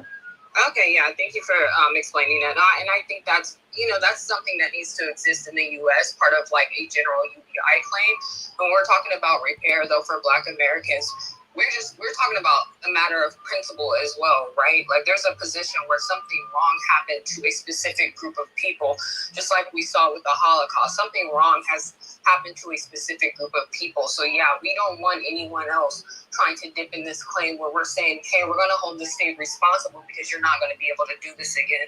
And then we're going to rebuild these institutions under the Freedmen's Bureau. And I know someone mentioned earlier, they don't want other Black works and things like that. I think we're going to need them. Even back then, we saw the Freedmen's Bureau was working with other agencies so they could help open up schools, so they could get youth programs, so they could help people with jobs and things like that. The Bureau was not able to do everything themselves, but I absolutely want to see the return, of our tribe, essentially. We've been detribed, and that's not for everyone, and we understand that. Like, I get some of y'all saying, I don't want my money in the bank. Don't put your money in the bank then, right? But we should all be in this together. Like, I joined a chat last night, and it was like, it was like just a fight almost. And I don't want to fight y'all. We've been fighting like long enough, right? And we are freedom fighters. But the people that we're fighting is much bigger than us as individuals. Like I don't care. I call myself African American, Black American, whatever I feel like, day to day. But the main point is we are descendants of chattel slaves, and something wrong happened. And the persons and people that we're fighting is the institution, it's the system. And by getting the Bureau back, getting it well funded, we are in a much better position now to make sure the things that happened in the past, they're not going to happen this time around. If we secure ourselves under a Freedmen's Bureau, almost like a tribe, basically. As someone brought this up yesterday, they're like, I don't want anybody else that's not Black working there. If we are a tribe, that is going to be something for us to position ourselves in, and we can, again, like somebody just said, we should be writing that bill. I did. My name is Tiara, by the way. I did put out a draft proposal for what I wanted to see return for the Bureau. That is not final, though. That's not something that I wrote like, this is what it needs to be. I wanted to come to the community, and I have already been reaching out to people like, let's meet up so we can start talking about and present to the reparations team and present to other people in other states what we want to see with the Bureau. But I absolutely hear what some people are saying, that you don't want to be a part of that. And we're not saying like, you're absolutely going to have to be a part of that. You're Black. You're not going to have to be a part of that. But it's something that some of us absolutely do want. And for me personally, I think it's imperative for our collective well-being of the tribe. Right? So that's all I wanted to say. Appreciate it. One more thing. All right, 30 seconds. 30 seconds. Sorry. Okay. Yeah, I'm done. No, that's all I want to say. Thank you for hosting, though. Thank you, Camila, for all the work that you're doing. Like, this is not easy work to do, but we're not fighting each other, right? It's much bigger than us on any individual level. Exactly. Imagine how scared they're going to be when they realize we don't need to argue about the lineage requirement because we're all on the same page. We're saying the same thing. How you want to bang, how you want to self-identify is on you. But let's get on one accord with this lineage so we can get our money.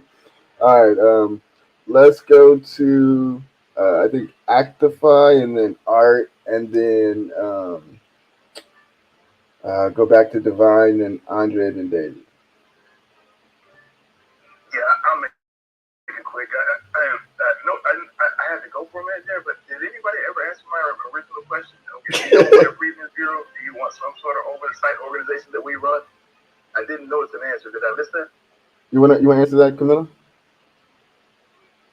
Camilla's fine. She's cool. I'm talking about that. Well, does the society a community only need one organization? They probably need more than one, right?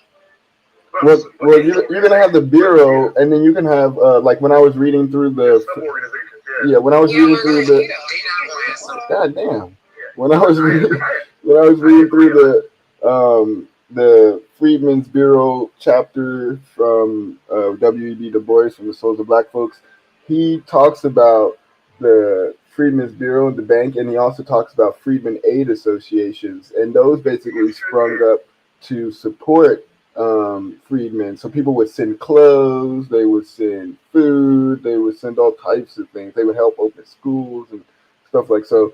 Like, the Freedmen's Bureau would be the governmental organization along with the bank, but then obviously people can also support freedmen just because freedmen are awesome and they should be supported. Eric, can I respond?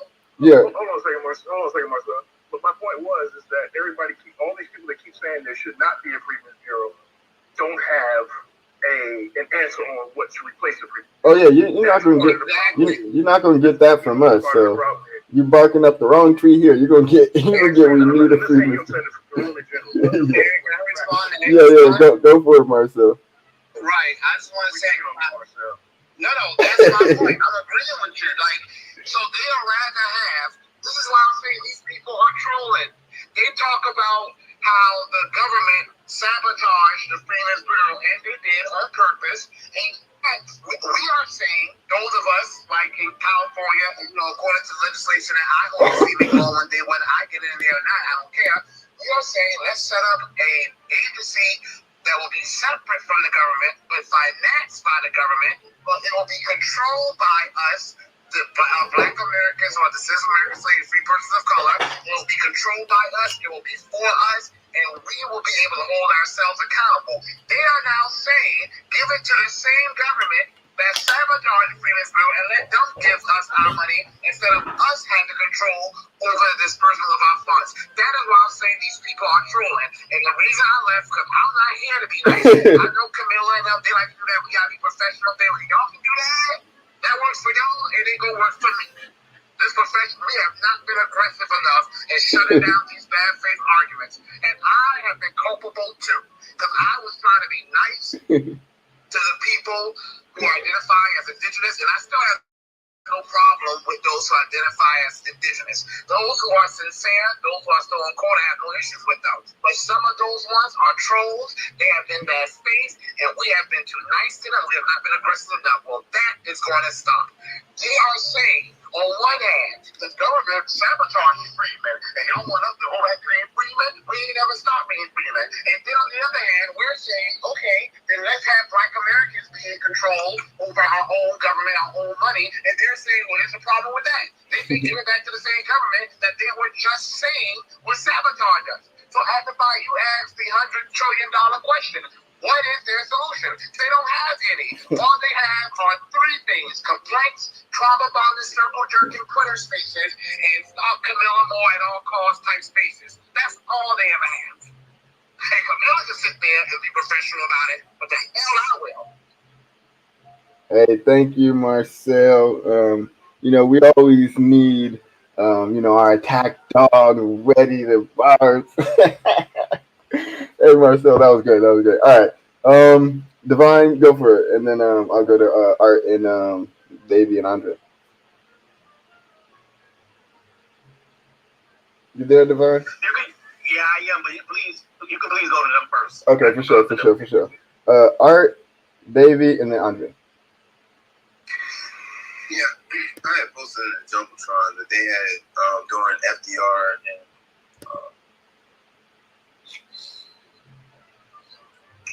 the New Deal, or whatever that New Deal that they had during that era.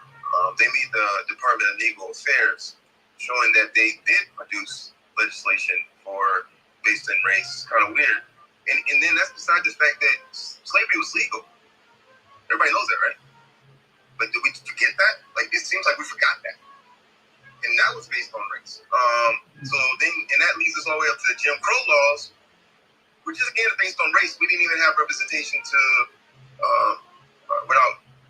we had taxation without representation until 1965. So basically 60 years ago, our ancestors didn't even have. So that clearly shows a path of, since this country's been made, of making laws in every state based on race. But we were told 60 years later is that now all of a sudden they can't do it when they owe us money. That's what we're told. All right, that's your minute. That's your minute. Okay, but yeah, we're gonna answer it. We're gonna answer it. So okay, that's your minute. Marcel, do you want to answer that?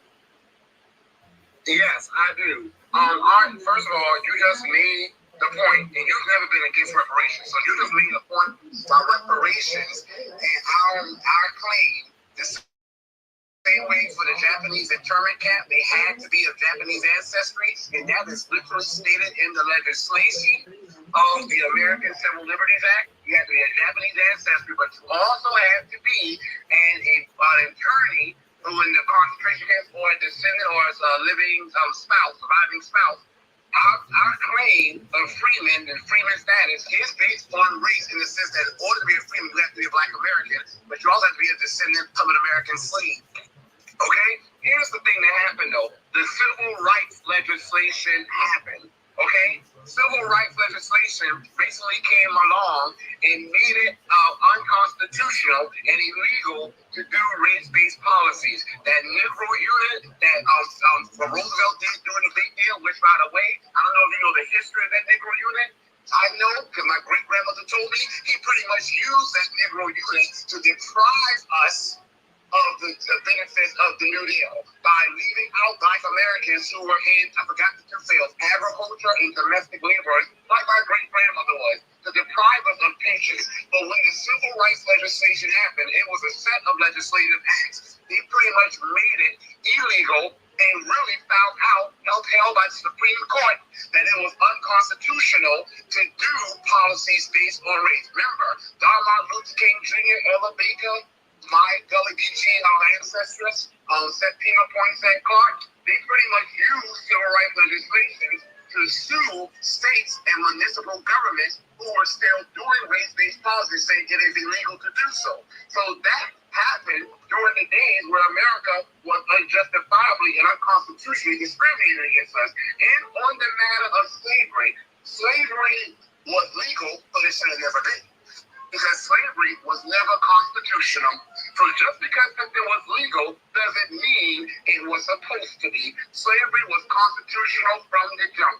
And that you can verify that, because when the Confederates, I'm in South Carolina, I'm in the land right now, y'all. When the Confederacy, I'm in South Carolina, the whole of the Confederacy, the East birth to it, when the Confederacy seceded from the United States of America, the first thing they did was change their own constitution. But their constitution is 90% identical to the Constitution of the Union. The only difference is they explicitly made it pro-slavery, because they realized they couldn't use the Constitution of the Union to justify slavery, because they knew, like Frederick Douglass had been saying, in reality, anti-black law legislation should not exist. So just because something was legal doesn't mean it was constitutional, and that's why a lot of legislation gets challenged all the time. But I do get your point, though. Yeah, thank you for that. Let's go to Reggie. Reggie, I skipped over you, my bad, and then we'll get to Davey and Andre and Divine. You there, Reggie? Reggie Moore, 2X. All right. Well, let's go to Davey, then Andre, then Divine.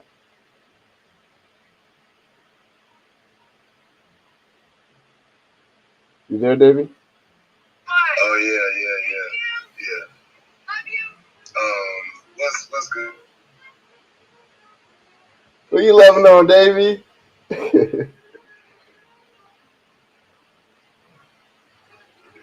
I think Davey may be a little preoccupied right now. My bad. Hold up, my bad. Like, yeah, I just got off work. You feel what I'm saying? And this girl just told me she loves me. Like, this shit awkward as fuck. I hope y'all fucking is recorded. Oh yeah, we heard that. Holy shit, that was the God damn it. Yeah, let me get back in serious mode. What the fuck? Hey, you got a minute. I'm gonna start your minute. I know you gotta recoup after hearing all them words, so go for it. Holy shit. Alright, so check this out. My profile picture, you know what I'm saying? That's where my family's from. We from the Sea Islands, you feel what I'm saying? One of my ancestors who was on Middletown Plantation on Oshawa Island, he was granted back, I think it was plot 21, and my cousins had the one next to them and everything. Right now, there is a old white ass lady who was a descendant of the slave owner who is staying on that land scot-free, tax-free, rent-free until the day that she dies. And that was Georgia's first, it was either the first or the largest purchase of historic lands. When it comes down to the Bureau, I heard people talking about the lands that were taken and everything. That whole seaboard, all that shit is ours. So is there some sort of plan to get all of our shit back, or is it more so just because in modern times it's we get the land ownership of it and get the profits from renting it out? I want to know about that. And then also when it comes, somebody said industry earlier, we've been locked, blocked, and tagged out of damn near every single fucking industry, and then they want to usher in marijuana laws, marijuana institutions prior to getting decriminalizing and things of that nature. So is there any talks about like what's some sort of industry that we need to take back? If anybody wants to help me, I've been doing research on the lottery system. They so-called put millions of dollars into schools every year. The lottery system was ours first. That whole entire industry should be given back to us. And if there is some damn bureau, God, I don't want to go to that point. But I believe that Bureau needs to have the ability to make money outside of the traditional banking industries, because I really do not like fractional banking. And when it comes down to my money, I don't want somebody in the background. I give them $100 and they go loan out $1 billion. You get what I'm saying? So Nah, you're good. Those are good. Those are good questions. Those are good questions. So regarding the land question, so going back to the UN definition of reparations, it's 5 part: restitution, compensation, rehabilitation, satisfaction, and discontinuation. So when it comes to the land portion, which is mentioned in Special Field Order 15, as well as in the Freedmen's Bureau Act for all of us, um, that would be part of the return of property and the restoration of land that was promised. And then in terms of compensation, we can also calculate the value of those acres and what they would be worth today. Right now, based on the math that Darity has done and we've done independently, it would be around $17 trillion right now in terms of just for the 40 acres. Um, but yeah, I think land should be part of this in terms of getting that restored and also compensation. So it's not an either or; it's both. Um, and then let's go to. Can I make a really quick suggestion that I heard at a land back event? 30 seconds. We're wrapping up. I just want to say it really quick. I was at a land back event for the team that helped with Bruce's speech, and the lawyer there made a very good comment that for, let's say somebody took a home from a Black person and it's in a really wealthy area now, whatever that tax is on the home, because obviously we're not going to like most times give that house back, but that tax that the homeowner is paying to whoever should go into the reparations fund as well. That's just one thing that I wanted to throw out there from that event. But moving on. Thank you for sharing that, and it's cool that you got to see some of that part of the history with the Bruce's speech. So let's go to Andre. We came back around to you as I promised, and then we'll do last thoughts from the co-host. All right, thanks so much, host. So yeah, I'm noticing a huge problem. I've been noticing it for a while. It seems like on these spaces, a big theme with the Black communities. Everybody apparently has been trained in economics and they studied it, and they know everything, all of the arguments out there for why an economy or economic system is good or bad. And I know that's not the case. Janet Yellen, somebody mentioned her. My professor went to school with Janet Yellen, Professor Richard Wolff. I studied the contending economic theories. I know the theories in favor of capitalism. So when people dismiss it, the host is very generous, but, I noticed there's this knee-jerk reaction where we can acknowledge that reparations is an economic issue. It has directly to do with the economic system. And yet, when there's any sort of hint at a debate, we quickly brush it off and it turns into this echo chamber, right? We have to understand that part of the miseducation of our community, that's spanned over generations, and that has to be addressed. We got to understand that if all we can think about is, in terms of defending capitalism, is it would work if it wasn't for fascism, it's ridiculous. And there's so many points that I want to touch on. Du Bois, that's a minute though. Du Bois did those things because he was a socialist. Yeah. You criticize capitalism. You let all these people run on. You gotta be Hey, you got to talk for the second time. Remember, there are people who haven't got a chance to speak for the first time yet, man. So, like I promised, we came back to you. So, Marcel, did you want to say something about that, and then we'll let the co-host go? Hey, I don't even know what he was talking about. Can y'all clear it up for me, please?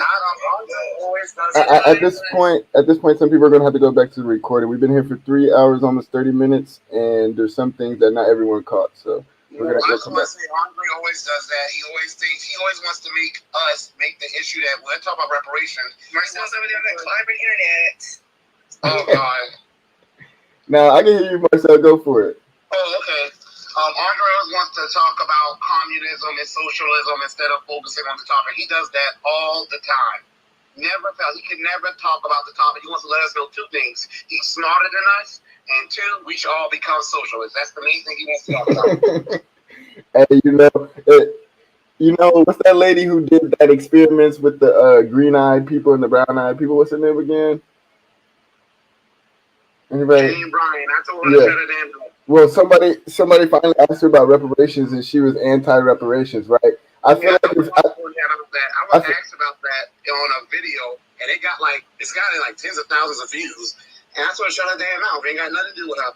Shit about some Native Americans being included. The Native Americans don't include the black Native Americans in the tribal benefits that they're currently getting. So I'll be damned if we told that we got to get our reparations contingent upon what they're included. No, everyone gets their repair, and they don't wait for us nor include us, and they get it because of us. But we are told that we got to wait for everyone else. No. facts, and I have a feeling that if Karl Marx was still alive, and you asked him, should we get reparations, he said, hell no. So I think you guys start putting your faith in a bunch of Europeans who didn't care anything about your plight, and yeah. And the other thing that people forget, and this is a lot of the brainwashing, especially people who like are pro-fascism and like the Nazis and want to be neo-Nazis, and then you have the pro-socialists who want to be like neo-Chinese Communist Party or the USSR. Those were all political parties. Let me remind you, the Nazis were the Nazi Party, okay? The German Workers' Party, okay? And then the party in China was just the Communist Party of China. Then in Russia, it was the Russian Communist Party, basically. And so, would you rather put your faith in a political party started by people who are not from your lineage on the other side of the planet, or would you rather think about how we can create our own political party and organize for our own agenda and our own desires and our own wants? You know, so let's just shortcut that circuit because that's a distraction. Divine, and then we'll go to A Boogie, and then Showdown. All right, I'm gonna try to be quick. I promise.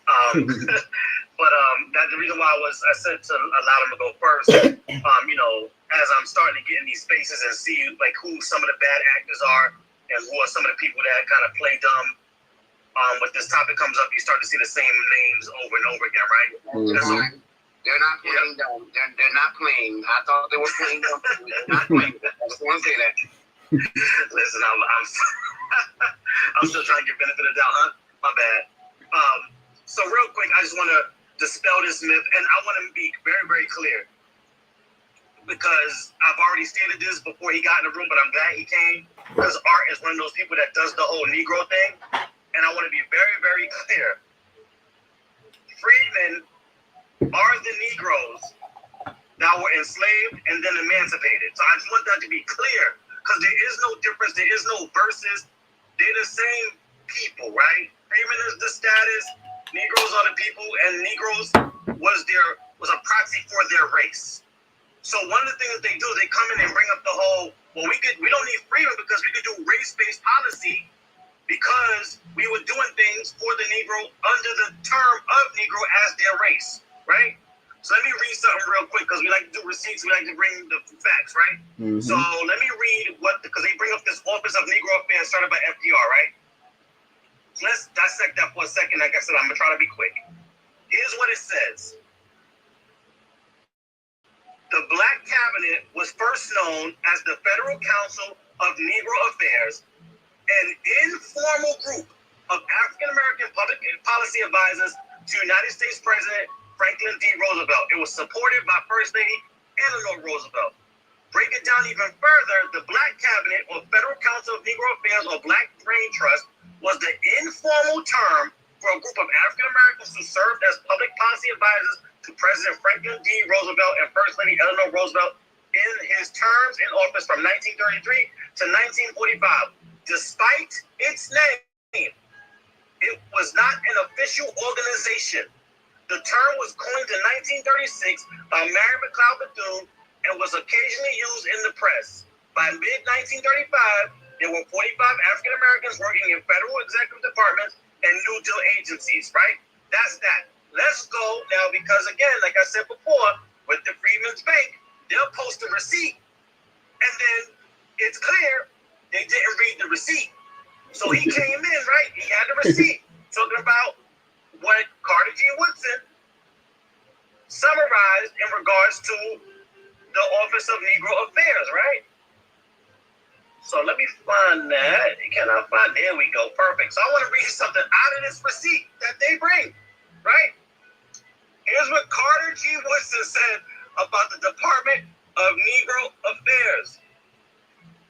And I quote, "The Department of Negro Affairs has turned out to be no affairs at all, or questionable affairs requiring the approval of some Uncle Tom who may have the ability to make the Negroes believe that they are receiving justice when injustice is meted out to them. Not long ago, one such Negro at the head of a Department of Negro Affairs, when the government was making work to conquer depression, was approached by a colored man for assistance in securing employment. The incumbent forgot himself and said that the only job which he controlled was that which he himself held. And he left the impression that if he troubled his chief too much with such matters, he would soon cease to control the post. Herein lies the truth. The one in charge of Negro affairs is the buffer for the head of the department who does not care to be and will not be bothered with Negroes. Recently, when a delegation of Negroes brought agreements before such a chief, they could hardly state their purpose before the gentleman informed them that he had there a Negro assistant to handle such matters. Whereupon the leader of the delegation informed the gentleman that they knew this colored man very well, and that they had not directed their appeal to him for the simple reason that he, like most other Negroes, needed someone to help him.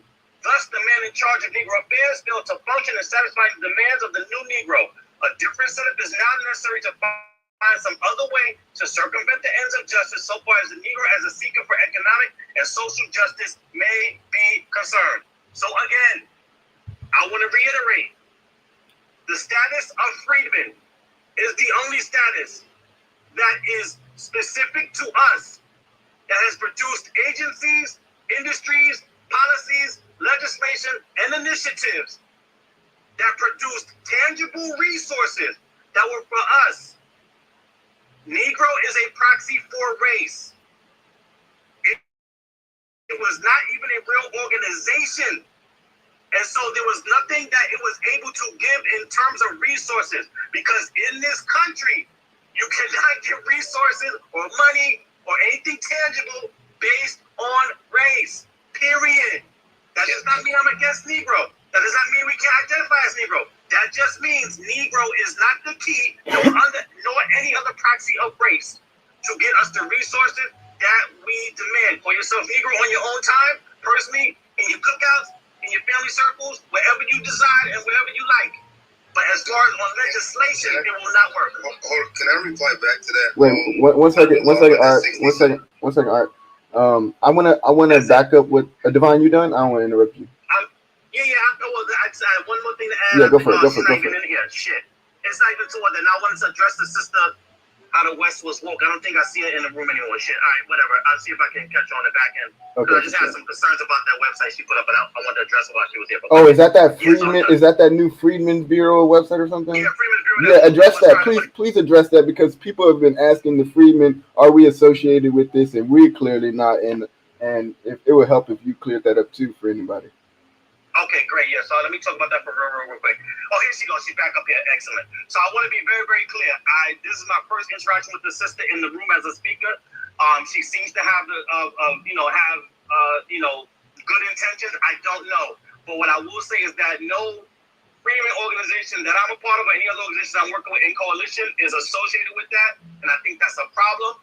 So I would like the sister. I think her name is Tiara. If this is something that you're looking to get into this work, like I said, your intentions seem to be good, I would say please consult or give us some people that have been doing the work, that have been doing the research and the scholarship to help you put this together, or maybe you could work in conjunction. And this is just just out of love. It's not anything negative. I'm not coming at you.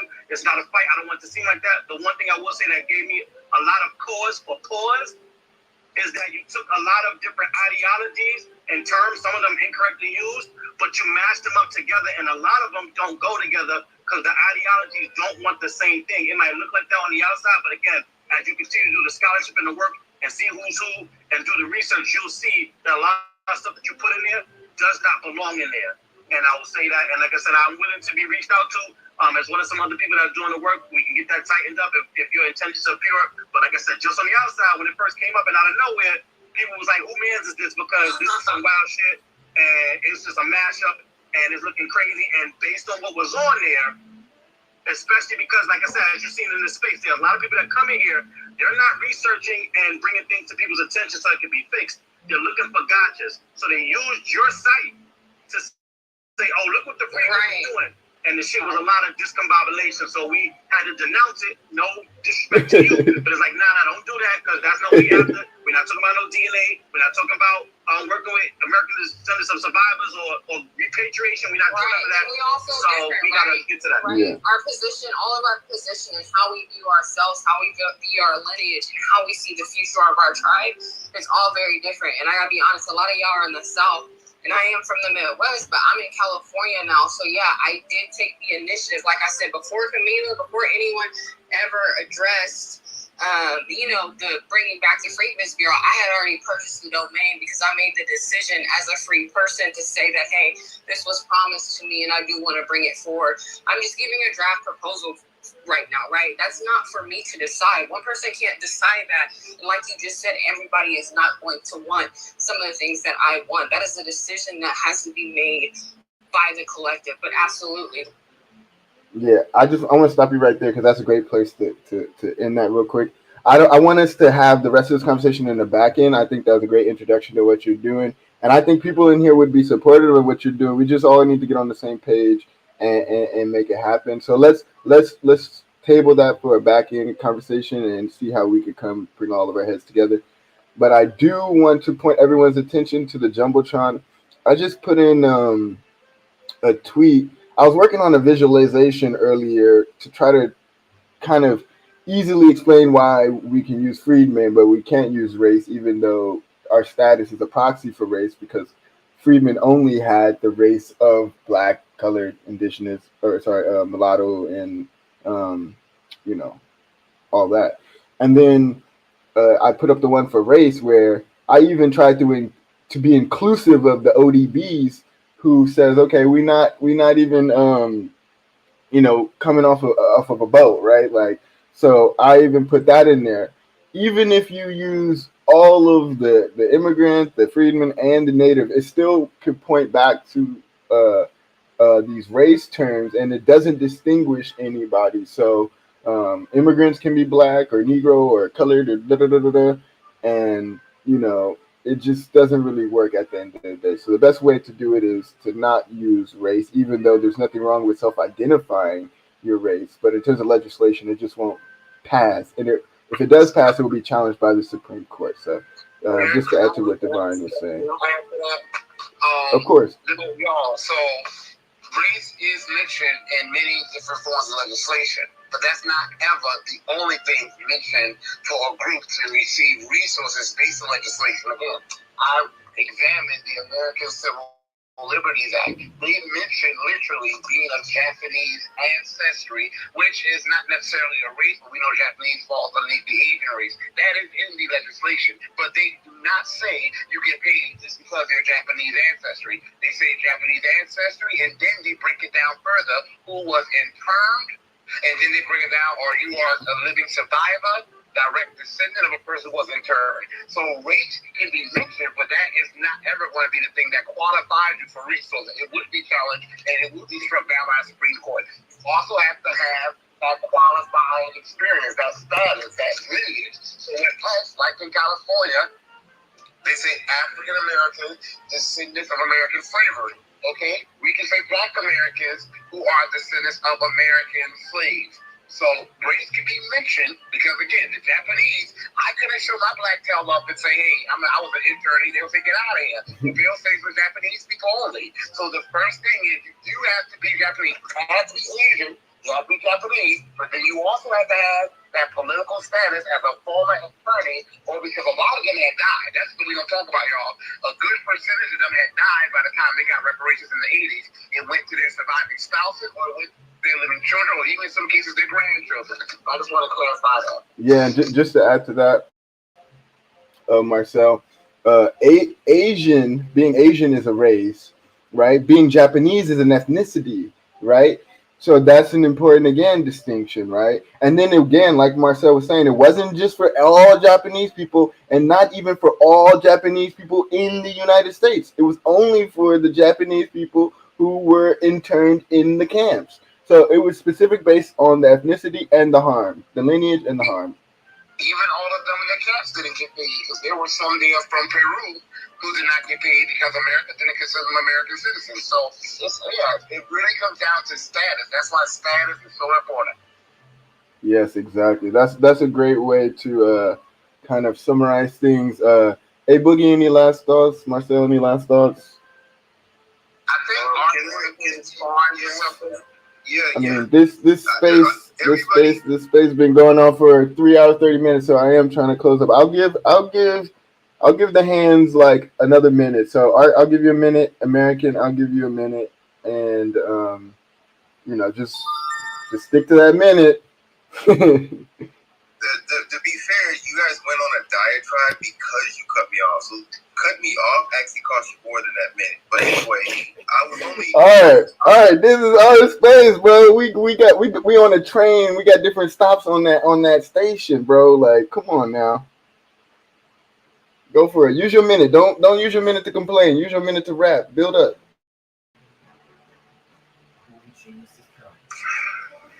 I think what's not being addressed is that, and I can post clips of it, but I think everybody knows this. There's general distrust of institutions in general, and then when you apply, particularly the Freedmen, FBA, Negroes, whatever you want to call them, I pick a name. I don't have a choice on that. That wasn't really my point. But anyway, institutions. And as far as solutions is concerned, getting rid of those, we call it mini solutions, but I'll give a couple quick ones, like direct payments via the IRS and judgment funds instead of having a middleman. Why does the money go from the government to middleman instead of government to the actual people? Then you can do genealogy and legal vouchers, and that could be AI driven, Ancestry.com, Family Search, and the overall education of I don't want to use the words libertarian because I don't want to associate with the party, but the actual values. I would think having some kind of open education in the values of that to be self-sufficient, I think would also aid in the process. And if you do a genealogy and legal voucher type of system, we could, some of us already done our genealogy, we can educate others, and some of us would actually benefit from a voucher system. You know what I'm saying? So and these are just some quick ideas, but since I only have 60 seconds, I'm gonna end there. Thank you for that, Art, and you was basically right on time. So check this out. You mentioned the judgment fund. That's a great point. So one thing I want people to kind of take away from this as well. Eric, I'm sorry. Yeah. I have to put on something real quick. Yeah, go for it. Where are people living? The government doesn't just send money to you via a pigeon or a stork. It always goes through a quote-unquote middleman. When they just gave the people in Guam who were first of all, these people have been dead for decades. When they gave the descendants of people in Guam whose ancestors were taken as hostage in World War II, and they finally paid them in 2016, the government set up a war claim department specifically to give the money to people in Guam. That's a middleman. What we're saying as the Freedmen's Bureau is we will be the quote-unquote middleman. It will be us looking after us, paying us, because no one's ever done us correctly. Where are people living? You don't go to the White House and pick up a check. You don't go to the U.S. Treasury Department and pick up a check. It always goes through a middleman. It goes through the banks that make up the Federal Reserve. Okay, and then they disperse it to either other banks or if the government sets up an agency, it goes to them. There's always a middleman. And I'm not saying you, but it could go for you too if the shoe fits. But this is just a lot of bad faith throwing. I'm posting the same pattern with some of these quote unquote people. They come in these spaces, they hear intellect, they hear logic, they hear facts. And they can't respond to it, so then immediately after they hear that, they go and make traumatized Twitter spaces where they circle dirt and just come with more lies and bad things to it, and I'm sick of it. There has never been a time where the government has sent money directly to someone. Come to the White House, I got your check waiting for you. It's always going through a quote-unquote middleman. The Freedmen Bureau, if it's successful, will be the first time a group gets paid without a middleman, because it will go straight directly to an agency ran by us and for us. Y'all are saying you'd rather have the quote-unquote white man paying through your money. And that just makes no sense. That sounds insane to me. Yeah, no, that's a good point. One second. All right, let me wrap this up. So one of the things when you mentioned the judgment fund, one of the things the reason I'm bringing it up is we have three branches of government, right? We got Congress, right, the legislative branch. We got the judicial branch, like the Supreme Court and the other courts, and then we got the executive branch with the president and things like the Treasury Department, which runs the judgment fund, right? So we have two options that we mainly focus on, right? So the first is Congress and getting a bill passed by the House and Senate and signed by the president, right? Now, that's the legislative solution and the path that we've been trying for 32 years with, for example, HR 40 languishing and not being lineage based as well as it should be, right? Then you have the executive order approach, which is getting the president to issue an executive order that creates the same type of commission and work. And then another executive solution, since the judgment fund is part of the Treasury Department and the Treasury Department is under the president and executive branch, that would be another executive solution. Now, the difference between the judgment fund and like an executive order is that the judgment fund is individual. So you have to do it as an individual. You're not doing it as a group. So you're welcome to take your claim to the judgment fund and see if they'll give you your money. But in terms of collective action, um, executive order and the legislative ones would be ones you can do as a collective. Judgment funds you can do individually, and then the last but not least is the judicial branch and the courts. And so you can try to get your reparations, as an individual, try suing that way, or you could try something like a class action lawsuit and try suing that way. Point is, like, there's these three branches. The two that usually work the best are the legislative and the executive in terms of the orders. Um, and obviously, there's some path towards doing things judicially in the courts. Um, but the most promising path right now seems to be now that in Congress, you no longer have a majority. It's a split Congress, which means that they won't agree on anything in terms of the important stuff. So they're likely not going to pass reparations congressionally in these next 2 years because the House is controlled by the Republicans and the Democrats control the Senate. So they're not going to really agree on something. They couldn't even agree on HR 40, which is a bill that we don't even like because it needs to be improved. They couldn't even agree on that when the Democrats control both houses of the Congress, the House and the Senate. So the point is, the executive order is the most likely best path over these next 2 years.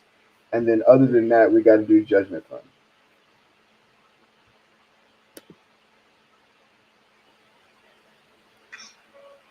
I just wanted to say, yeah, I definitely agree with that. All I'm looking at it is consider what you guys are doing in a way, because the title of this room is "What Do Freedmen Have to Do with Reparations?" And I'm hearing that, and I'm good with that. But I'm just saying that's the plan A. That was plan A. I like to have a plan B, a plan C, a plan D, and a plan E. So, but again, I'm capital time, so it's not. I can't give a lot of solutions on like that. So it is what it is. I'll land. Now you're good, and my dinner is here too, so I'm need to eat and recharge. It's 3 hours 45 minutes now, but thank y'all all for coming, y'all. Let's come back tomorrow. We're gonna be back. We could do like a part 2 to this if y'all want to spend some time. Marcel, go for it. Oh no, I accidentally raised my hand. Okay.